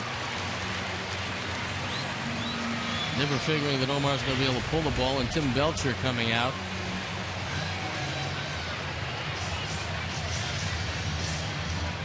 Well, we got the same scenario as we had back in the 4th. Man on second, 2 out. Flowers at the plate. Beckham on deck.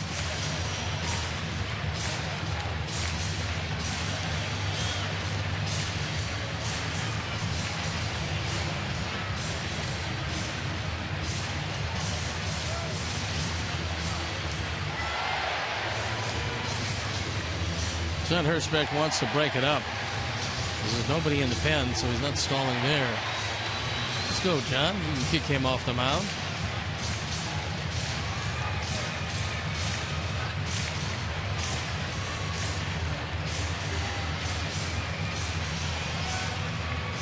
So here we go. Tyler is 1 for 1. He walked, then he knocked in Rios with that 2-out single back in the 4th to tie the game at 2.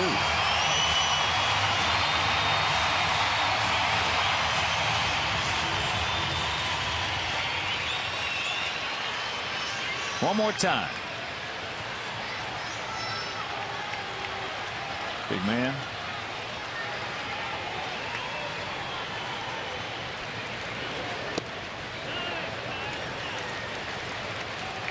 Want to know the count.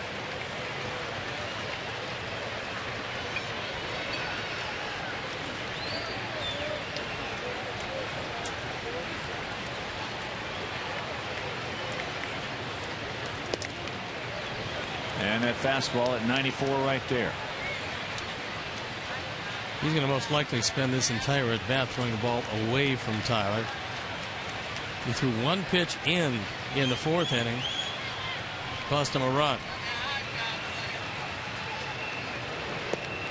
Breaking ball low and away. Rafael Perez throwing in the pen.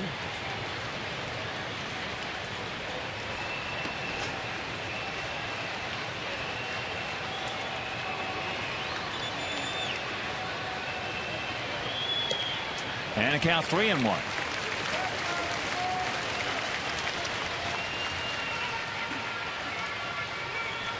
His whole at bat spent away from Flowers.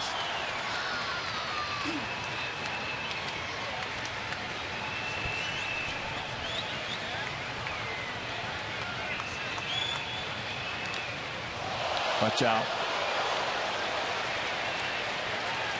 That one skipped over the top of the dugout.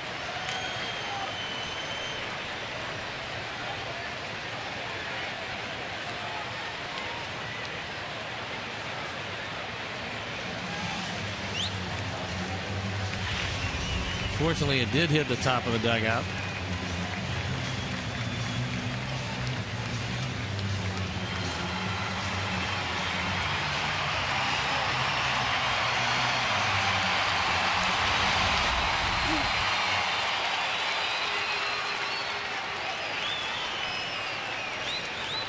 Two out, and once again the payoff pitch.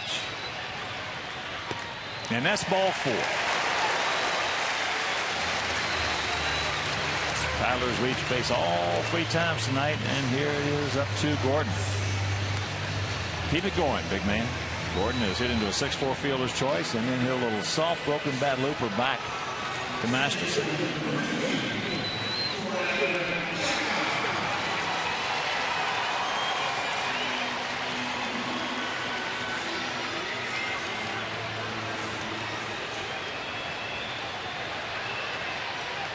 Come on, Gordon. Can't get him up there. Make him get the ball down.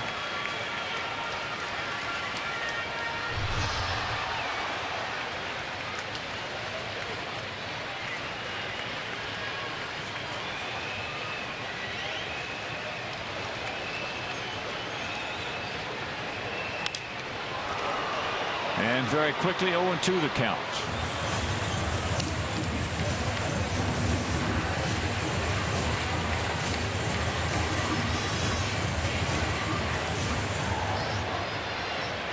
Gordon really expanding that strike zone away.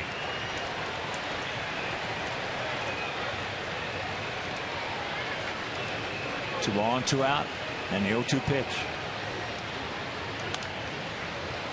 Got a pretty good pitch hit right there and couldn't do anything with it.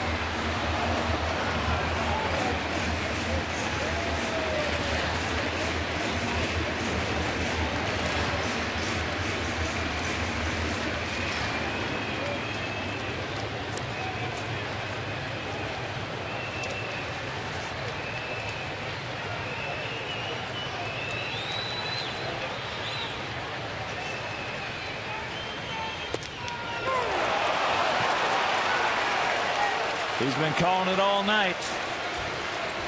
And that'll retire the side. We're into the 7th, trailing by 2.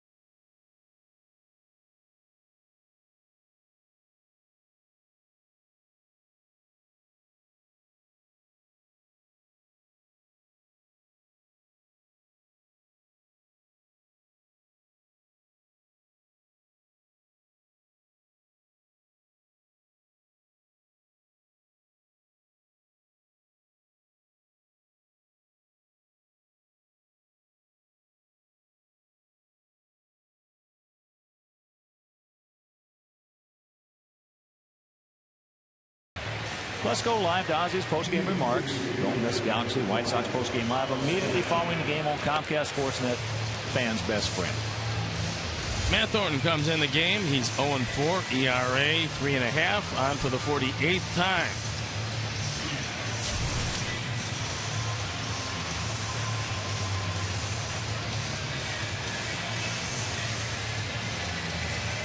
Santana, Chu, and Fukudome.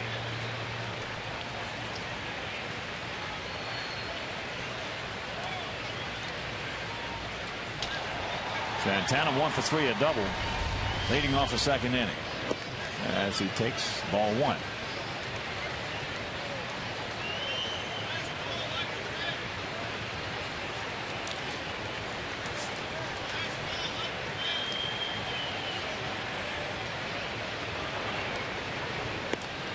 And ball 2. 4-9-0 for them, 2-7-0 for us. Rubber match of this 3-game series, and it's a big game. Let's foul straight back. If you're just tuning in, the Indians will leave here, going over to Detroit, where they will have the weekend series against those Tigers. So if we can win here tonight, come back and win here. There's a look. Jam job, little fister, and 1 out. And a reminder, stop by the Comcast Fundamentals deck at US Cellular Field for the ultimate game day experience. Visit the Comcast dugout to see official White Sox equipment, take photos next to life-size player cutouts, and listen to updates about the White Sox pitching staff on the Xfinity Voice Dugout phone. All brought to you by great folks at Comcast.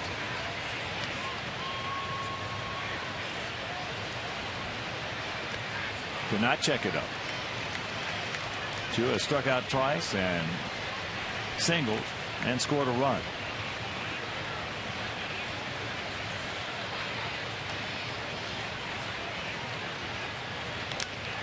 And very quickly, the count 0-2 on that 97-mile-an-hour heater. Jake Peavy tomorrow night against Matt Harrison. And Johnny Danks on Saturday against Alexei Ogando. And on Sunday, Gavin Floyd against Derek Holland. He gone. That didn't take long.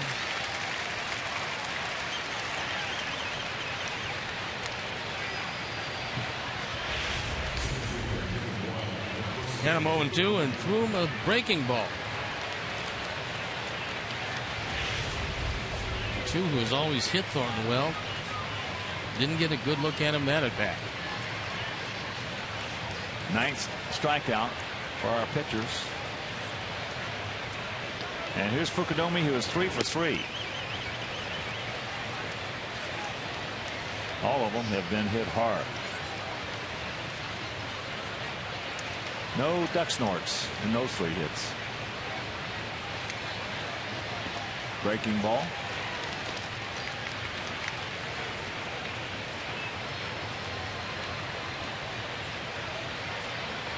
Rafael Perez still throwing down in the Indian pen.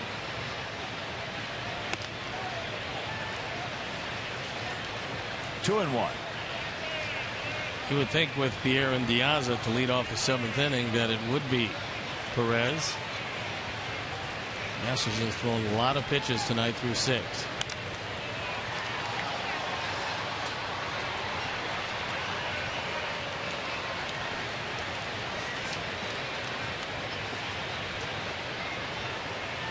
In all the games we've seen Fukudome play when he was in that Cubs Crosstown Classics, as that's out of play, this is by far the best game played I've ever seen him have. I thought last night and tonight he swung the bat real well. Tonight he has just crushed 3. He has.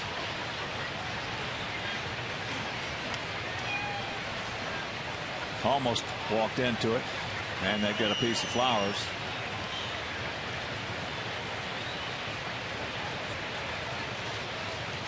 That one got a good piece of Tyler.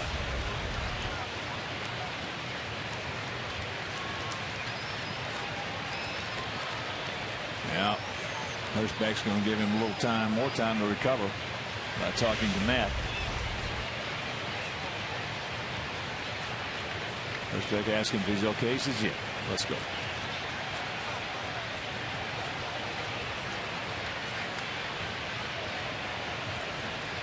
Two out and a 2-2 pitch. He gone. 1-2-3 inning, couple of strikeouts from that. 7th inning stretch, not good.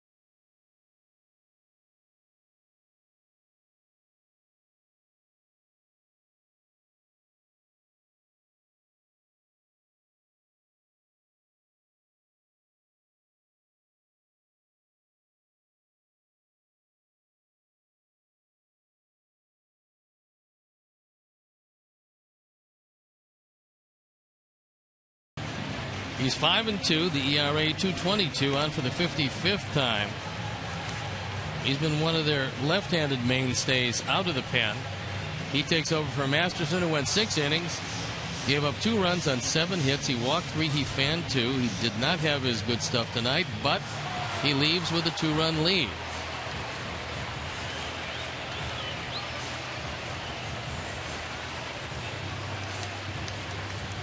Started right here, 1. He's a 1 for 3. Got an infield single back in the first inning. 27,079. So the Indians score 2 in the 6th to take this 4-2 lead. First pitch strike.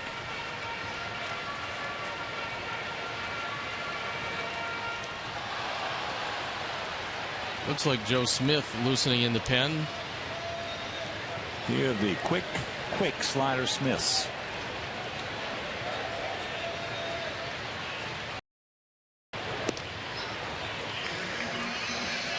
There have been some great sliders in this game. Ted Williams always said that is the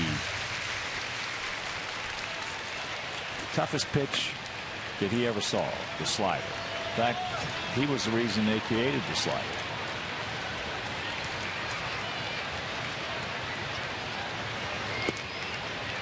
Way back when, it used to be called a nickel curve. That was a real short breaking pitch that is like today's cutter. Yeah, but it had spin on it. But it's a cutter. The 2-cutter does not. Look like the fastball coming in. Just Mario Rivera, the master of the cutter.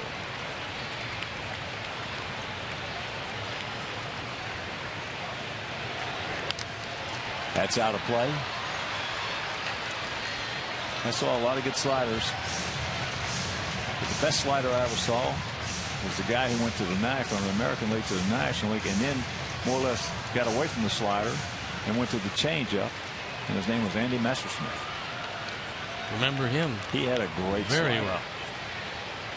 Great years with the Angels, great years with the Dodgers, and with Atlanta.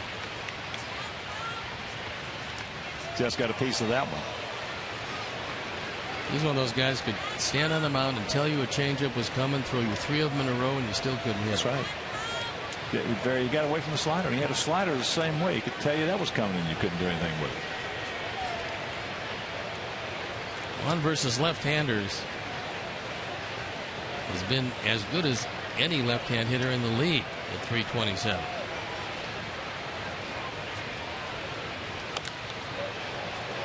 He comes in, nice little short hop throw, nice play. Hanahan, 1 down. And Andy Messersmith, I hadn't seen him in, years. And remind me, I'll tell you a story about when we both jumped the club in spring training.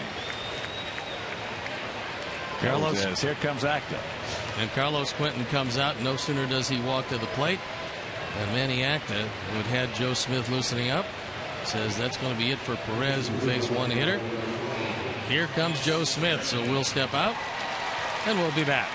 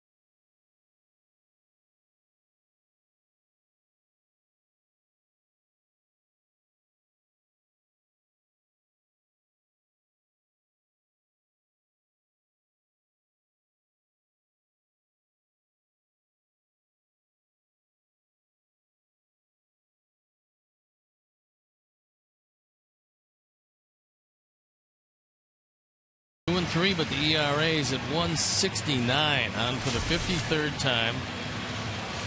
As you can see, right-handers hit him fairly well. Left-handers don't hit him at all, and yet he's brought in to face the 2 right-handers. Quentin hitting for Diaza and Konerko. Diaza was 0 for 3 tonight, so here's Quentin. He's hitting at 257, 24 homers and 76 knocked in.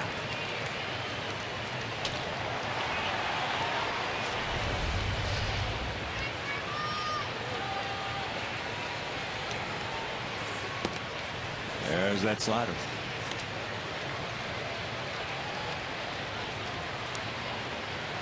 If he drops down and keeps it away from the right-hander, it's pretty tough to hit. Another one.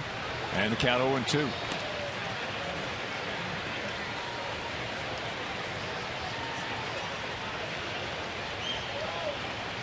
Oh, and 2 the count to Quentin.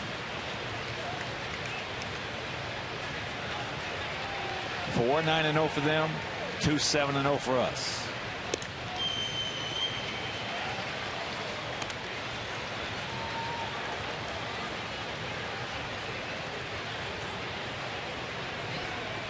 Career pinch hitting for Carlos, not too bad. It's tough to hit off the bench. That fastball a little tardy. Yeah, a good pinch hitter is a valuable asset. Hard to find young, good pinch hitters. No, you're not going to find very many good young pinch hitters.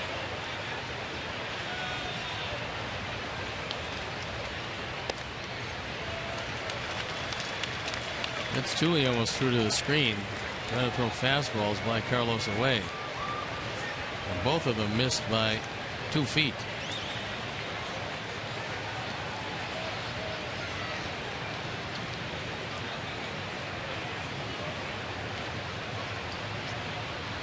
Ate him up. Broke his bat. 2 down. After working him away, Santana wants this in. This has great movement. Carlos cannot keep him out of there, even with the short arms. So here's Paulie. Paulie is 2 for 2. A hard single to left in the first inning, and then a hard home run in the third.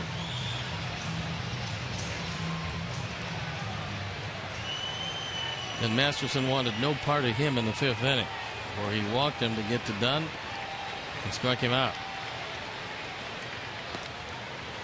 Takes it right there. Might be the best pitch he is going to have in this sequence. He's killed Joe Smith. But when he doesn't hit him, doesn't make contact.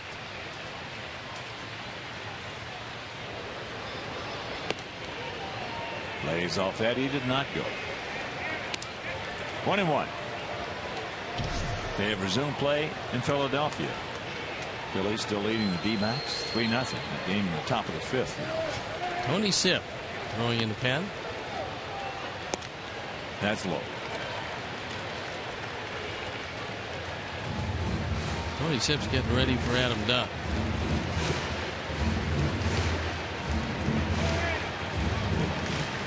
We took the lead with that homer by Konerko in the 3rd.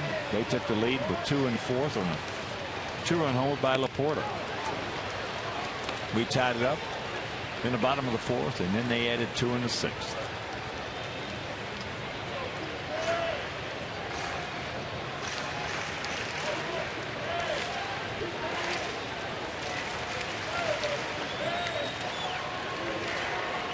Two out and the 2-2 pitch. Good take. Ball 4 base hit right here, Paulie.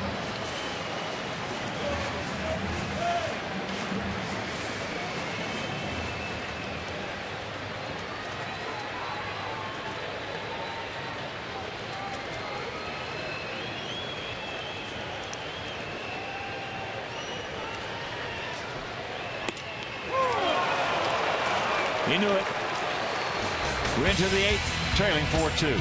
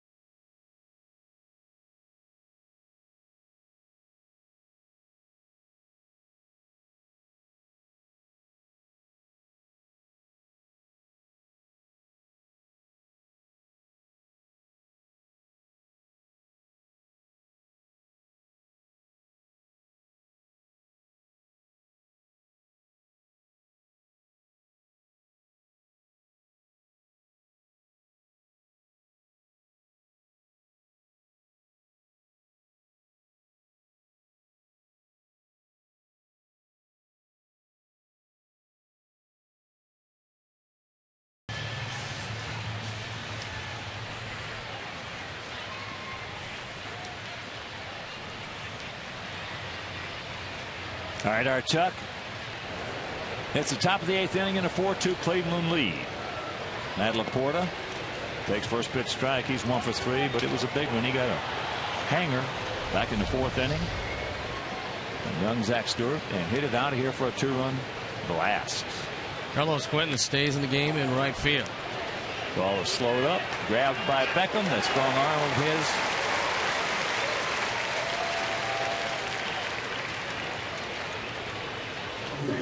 So 1 out.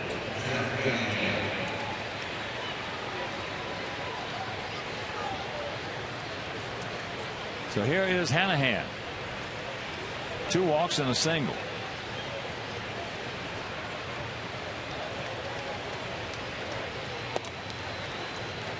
First pitch strike. 2 walks, a single, and a couple of just outstanding plays at third tonight. Well, it just seems like you can't make outstanding plays unless you have the opportunity. It just seems like against us he has that opportunity. He executes.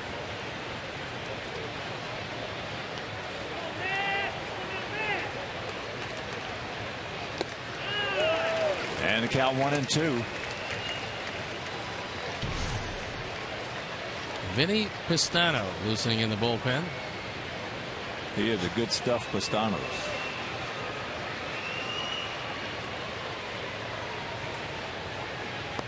Breaking ball, no. 2-2 the count. Last night with 2 on in the 9th inning. And Gordon Beckham representing the tying run. He hit a rocket to third. Was a tough play. Hanahan made it look easy and threw him out at first to end the game. He gone. Matt's got to sit on cruise control. 2 down. 3 strikeouts out of his 5 hitters. And he tips it right into Tyler Flowers' glove. And 11 strikeouts for our guys tonight.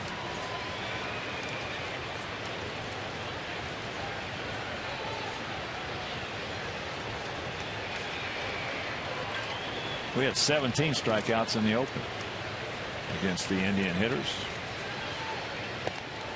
And there's strike 1 for Brandley. He's 1 for 3 with a double, and he was hit by a pitch.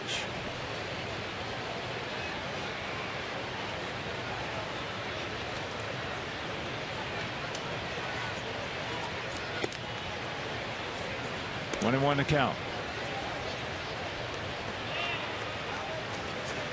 Justin Masterson, 6 innings, 2 runs, 7 hits, 3 walks, 2 strikeouts, and he has established himself now as a bona fide major league starter.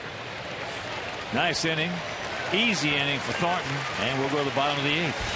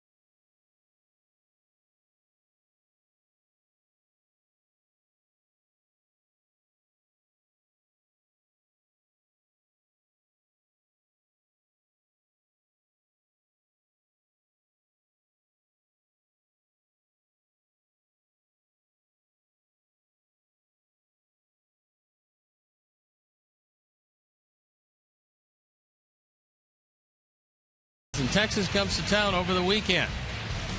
Then it's Monday off, and it's on to Anaheim for 2 before another off day, and then the Seattle Mariners. And that's the Falco upcoming schedule.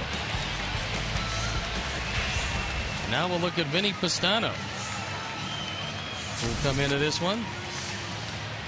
He throws a little like Joe Smith, only not quite from down under as much. Pastano 1-1, the ERA 2.74 on for the 50th time. He's got 64 strikeouts and 17 walks in 46 innings, and those are magnificent numbers. He's got closer stuff. But Chris Perez has been doing the job for him, so here's Adam Dunn.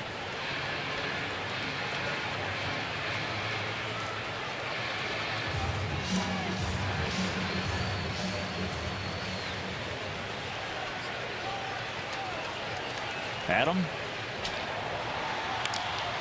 Ate him up. Meanwhile, fisted out there for the base hit. Good way to start it right here. He's now 2 for 4.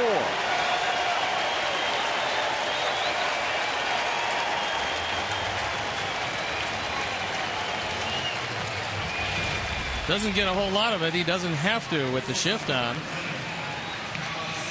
Inside out swing. Looking for the first ball. That's a strike. That'll bring the tying run to the plate. Here's Alexei. He's due. He's 0 for 3. Gap out there in right center. And just underneath it.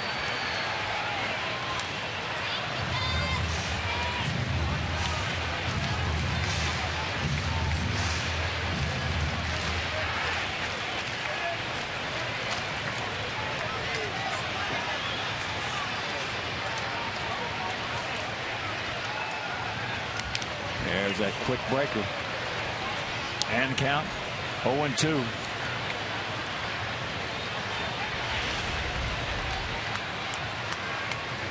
That one breaks late and very sharp.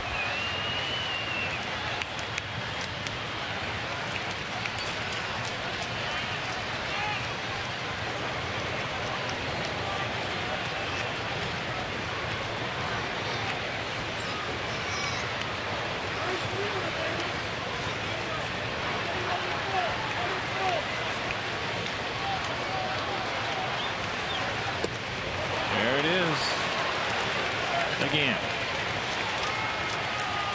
1 out.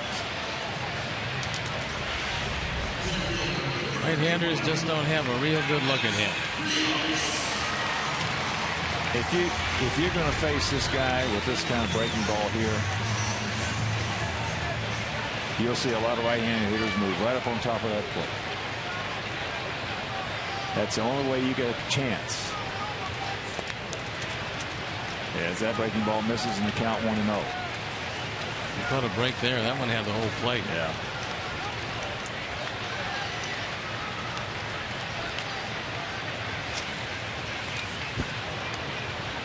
That fastball at 93 fell back to even the count at 1.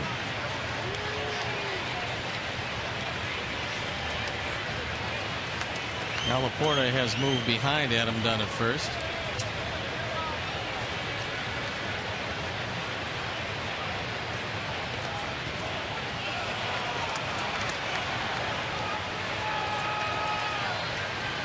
One and 2 to count. Vizquel on deck.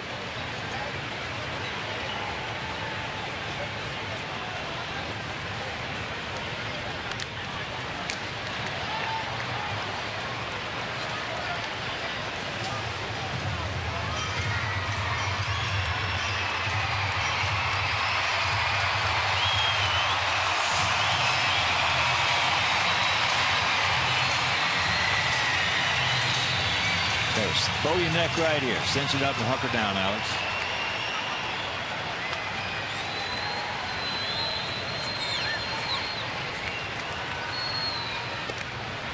Two and 2.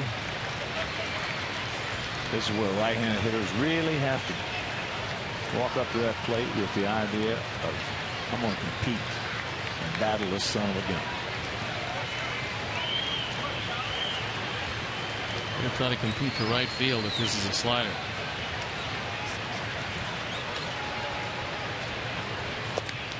Yeah, it's a full count. Another fastball. Ball, full base hit.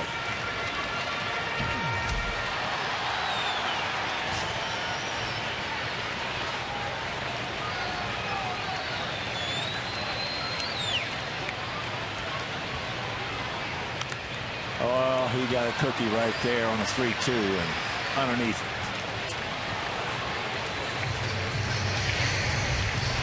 So after getting him 1 and 2 with a couple of sliders, he's thrown all fastballs, and that one was right down the middle and up. That was a great 3-2 pitch to hit.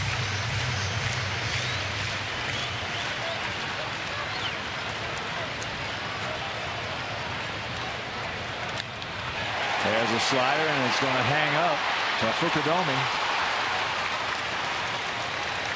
Get me over. Meanwhile, 2 down.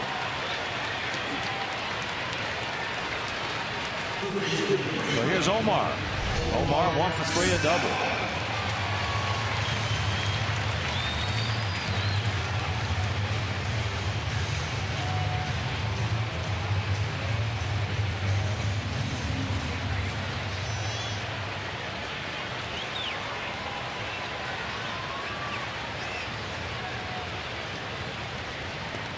Did not check it up. Funny how one guy can turn the bullpen around a lot of times. You take the Indian bullpen, for the most part, you take Pestano out of the equation, it's a decent bullpen. You put him in the equation, and there's a base hit by Omar. So Dunn will pull up. Now the tying run's aboard with 2 down, and that'll bring up Tyler Flowers.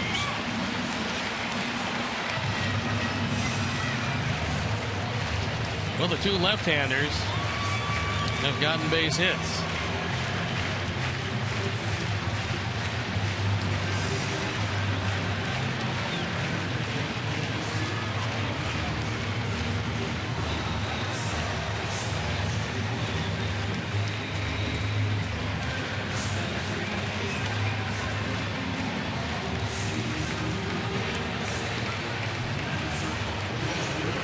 We are fresh out of left-hand hitters. Well, it's up to Tyler.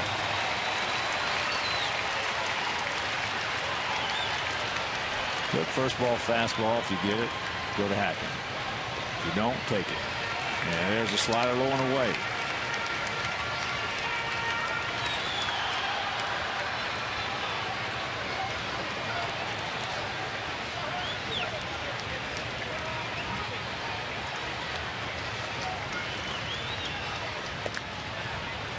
And the count 2-0.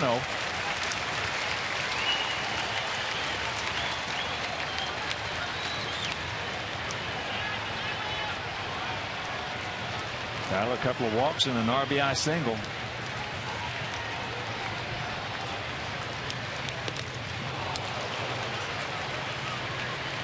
He aired it out there, and that was a terrific 2-0 pitch. He didn't give in to him. He didn't put it on the inside part of the plate. He put it on the outside corner. On the outside edge. Yeah, Tyler would have preferred that one in a little closer. And the count 3-1. So now we go back to the 2-0 scenario.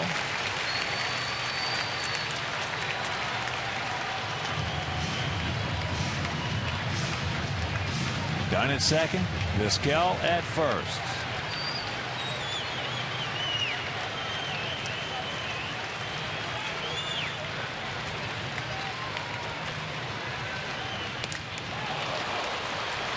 And that was almost a blueprint of the 2-0. He put that ball right on top of the 2-0 pitch.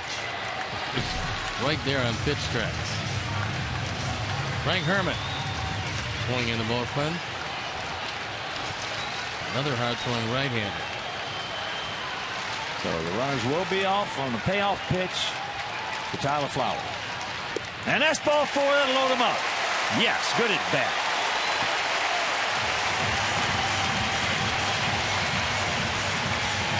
Here comes Tim Belcher, as Pestano is having all kinds of problems. And now a base hit most likely ties it up.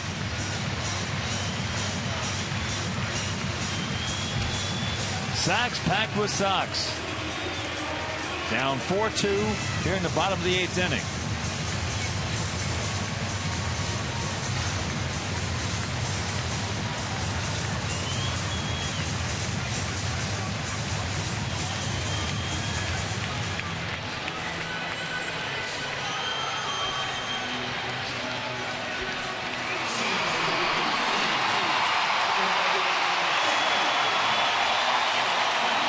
And here's Gordon. He's 0 for 3. He's due.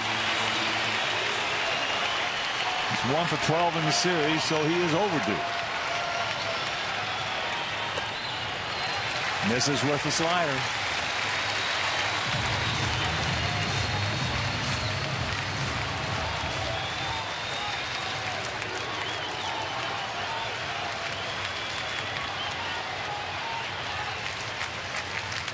Oh. Good pass at that one, just underneath it. Kept it on the outside corner, kept it away, and Gordon fouled it straight back.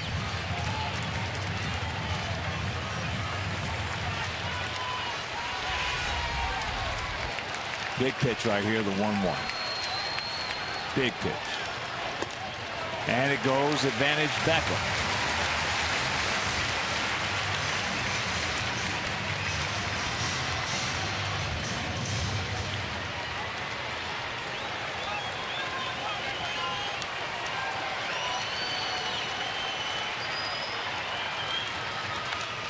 Another good pitch to hit right there and just underneath it. Yeah, right on top of the second pitch. Watch where that 4 appears. Right on top of the 2.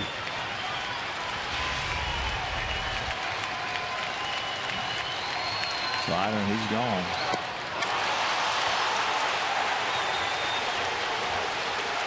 Slider, and he's gone. Gorilla Knight trailing 4-2.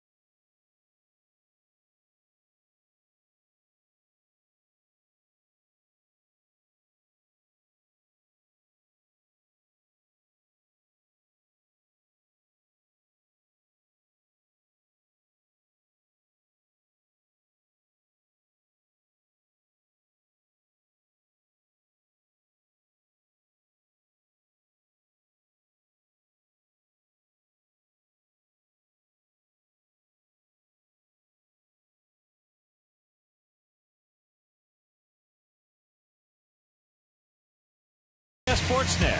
Tune in as they continue their playoff push in an afternoon matchup with the Rangers.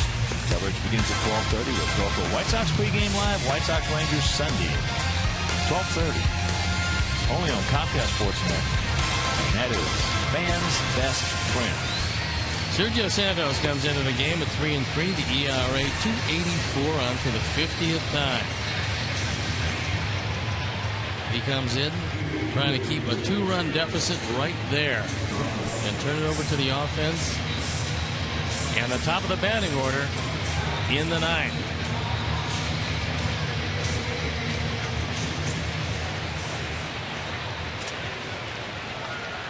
Jason Donald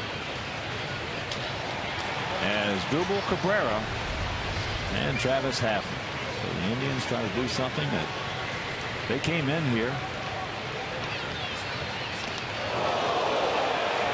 as that got him pretty good. Well, that would didn't want to do that. No, that'd be the last guy he'd want to hit. And they had the ball out of the infield with a couple of strikeouts. And he winds up on first base. Got him in the back of the right arm. I can't feel really good.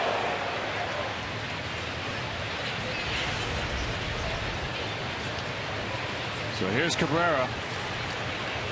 They came in here. We had played them 7 games and won 6 of them. So we won the first game, made it 7-1. Then they won as Zeri takes off, and that is always, not always, most of the time the case. When you get drilled, you want to steal second base if you can run a lick. Got a good jump. It was a hit and run. Donald has only had 1 opportunity, and he was thrown out.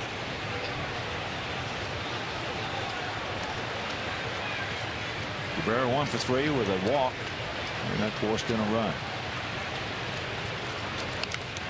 And the count 0-2.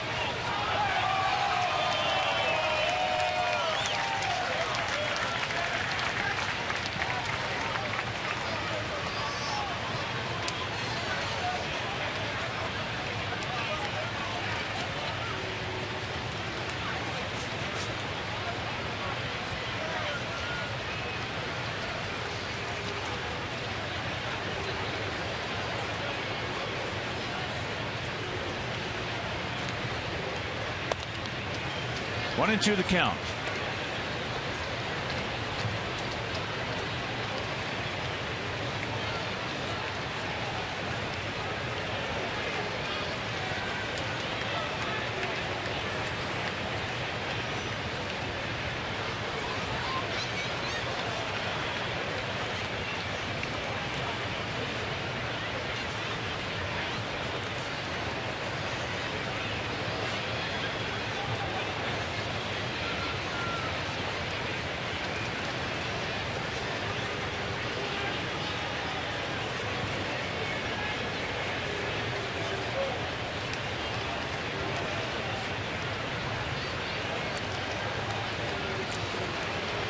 Four 9-0 for them, 2 9-0 for us. 2 home runs in the ball game, one by Canerco. They gave us a 1-0 lead in the second inning, and then in the third, I should say, as there he goes. Yes, he did. He went, and he's safe. Go 1 down. First stolen base of the year for Donald. This slider biting down and in. Don Hirschbeck calls him out. But the throw a touch tardy. He went around too far. Good call. Donald winds up in scoring position. So here's Hafner. He is 0 for 4 tonight. They're going to put him on with 3 strikeouts.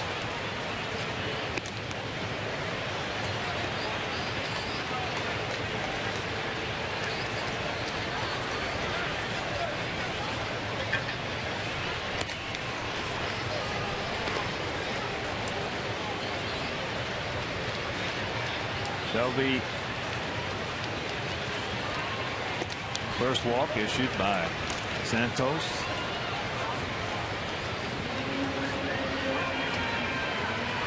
And the third walk, fourth walk, check that, issued by Sox pitcher. Unfortunately, 2 of them came back in the 6th inning. One of them forced in a run. So now you've got Santana to plate. He's 1 for 4 with a double.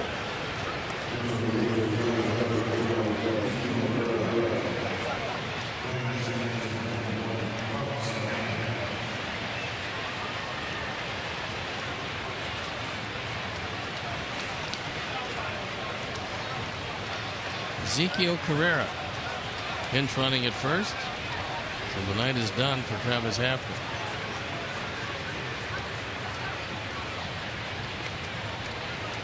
Start him off with a changeup.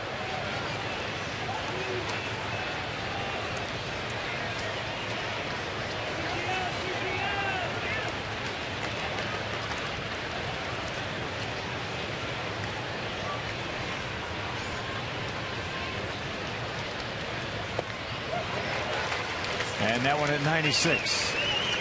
So 1-1 to count with 1 out, 2 on.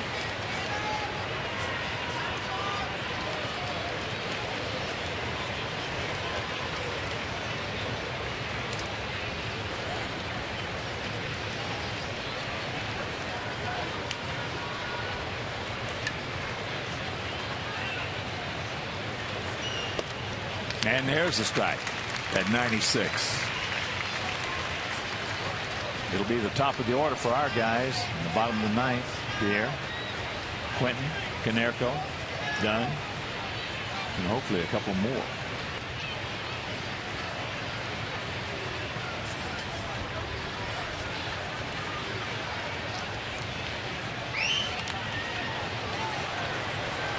He made a mistake with a breaking ball and got away with it. But you can when you're on top in the count a lot of times. If you're down, it's a get me over.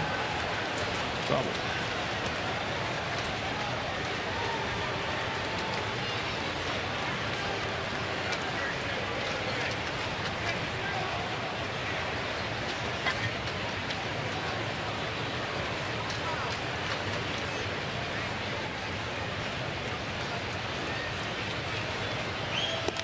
He gone.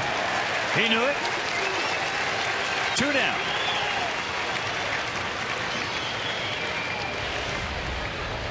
Backdoor slider.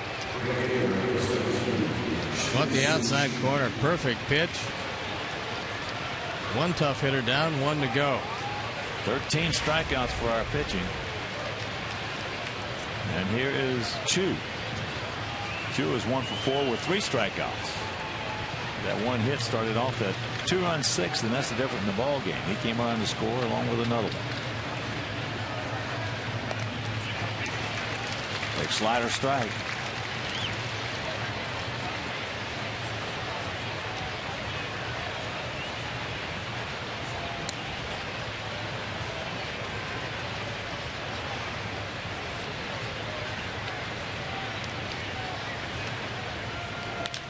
Ground ball. And that'll do it. They strand a pair.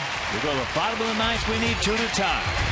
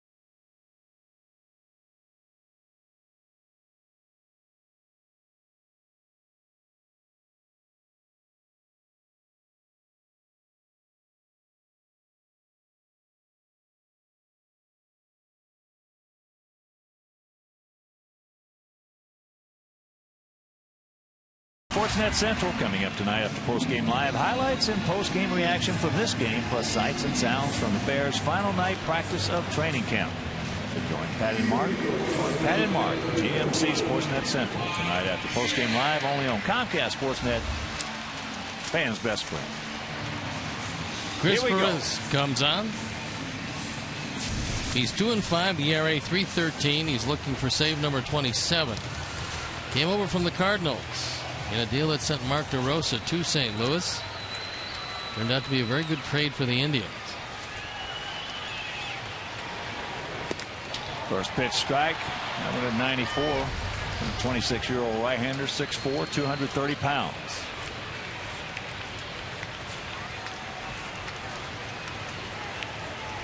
Juan is 1 for 4 tonight.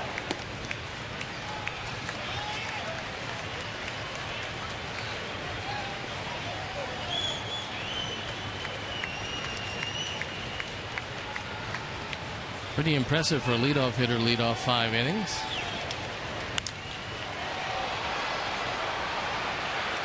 And Brantley. Dig out. And that'll bring up Quentin.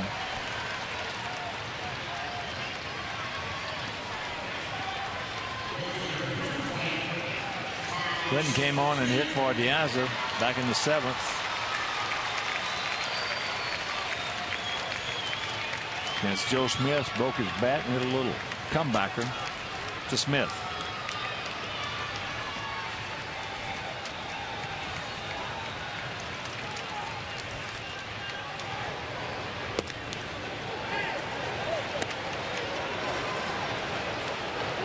Carlos hasn't been in there all night, but that pitch has been a strike all night. And Carlos looked back at John Hirschbeck.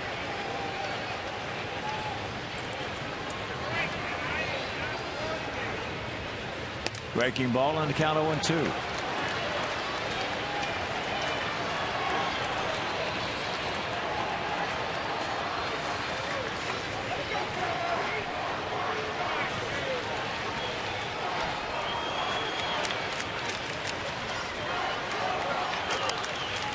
Just got a piece of that one. And make your plans to be with us tomorrow night. First of a big 3-game set with Texas. Jake Peavy, who's just getting stronger and stronger, against Matt Harrison. Can't make it. That game will be over WCIU. And Saturday, Danks against Ogando. That game over WGN. And the Sunday finale of this homestand, Gavin Floyd against Derek Holland. And that game right back here on Comcast Sportsnet. Breaking ball, Brantley. And 2 down.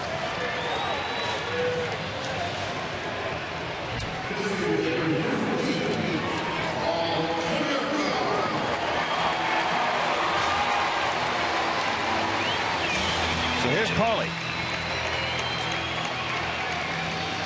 Paulie is 2 for 3, a hard single, a hard homer, a walk, and a strikeout.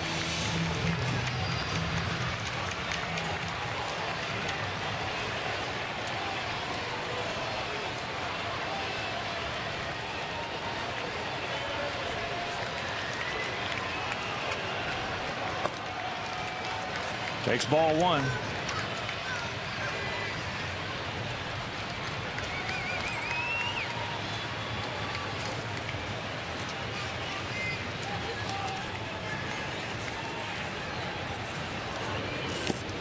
And there's a strike.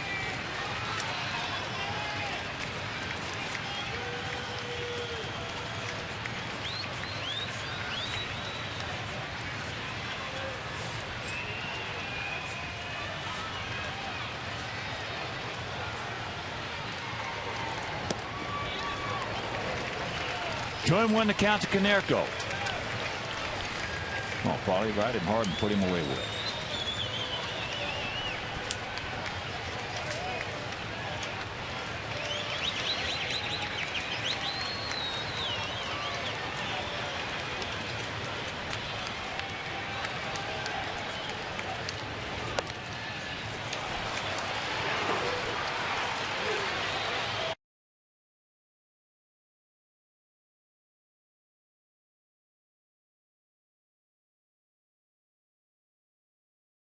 The big man is in the on-deck circle.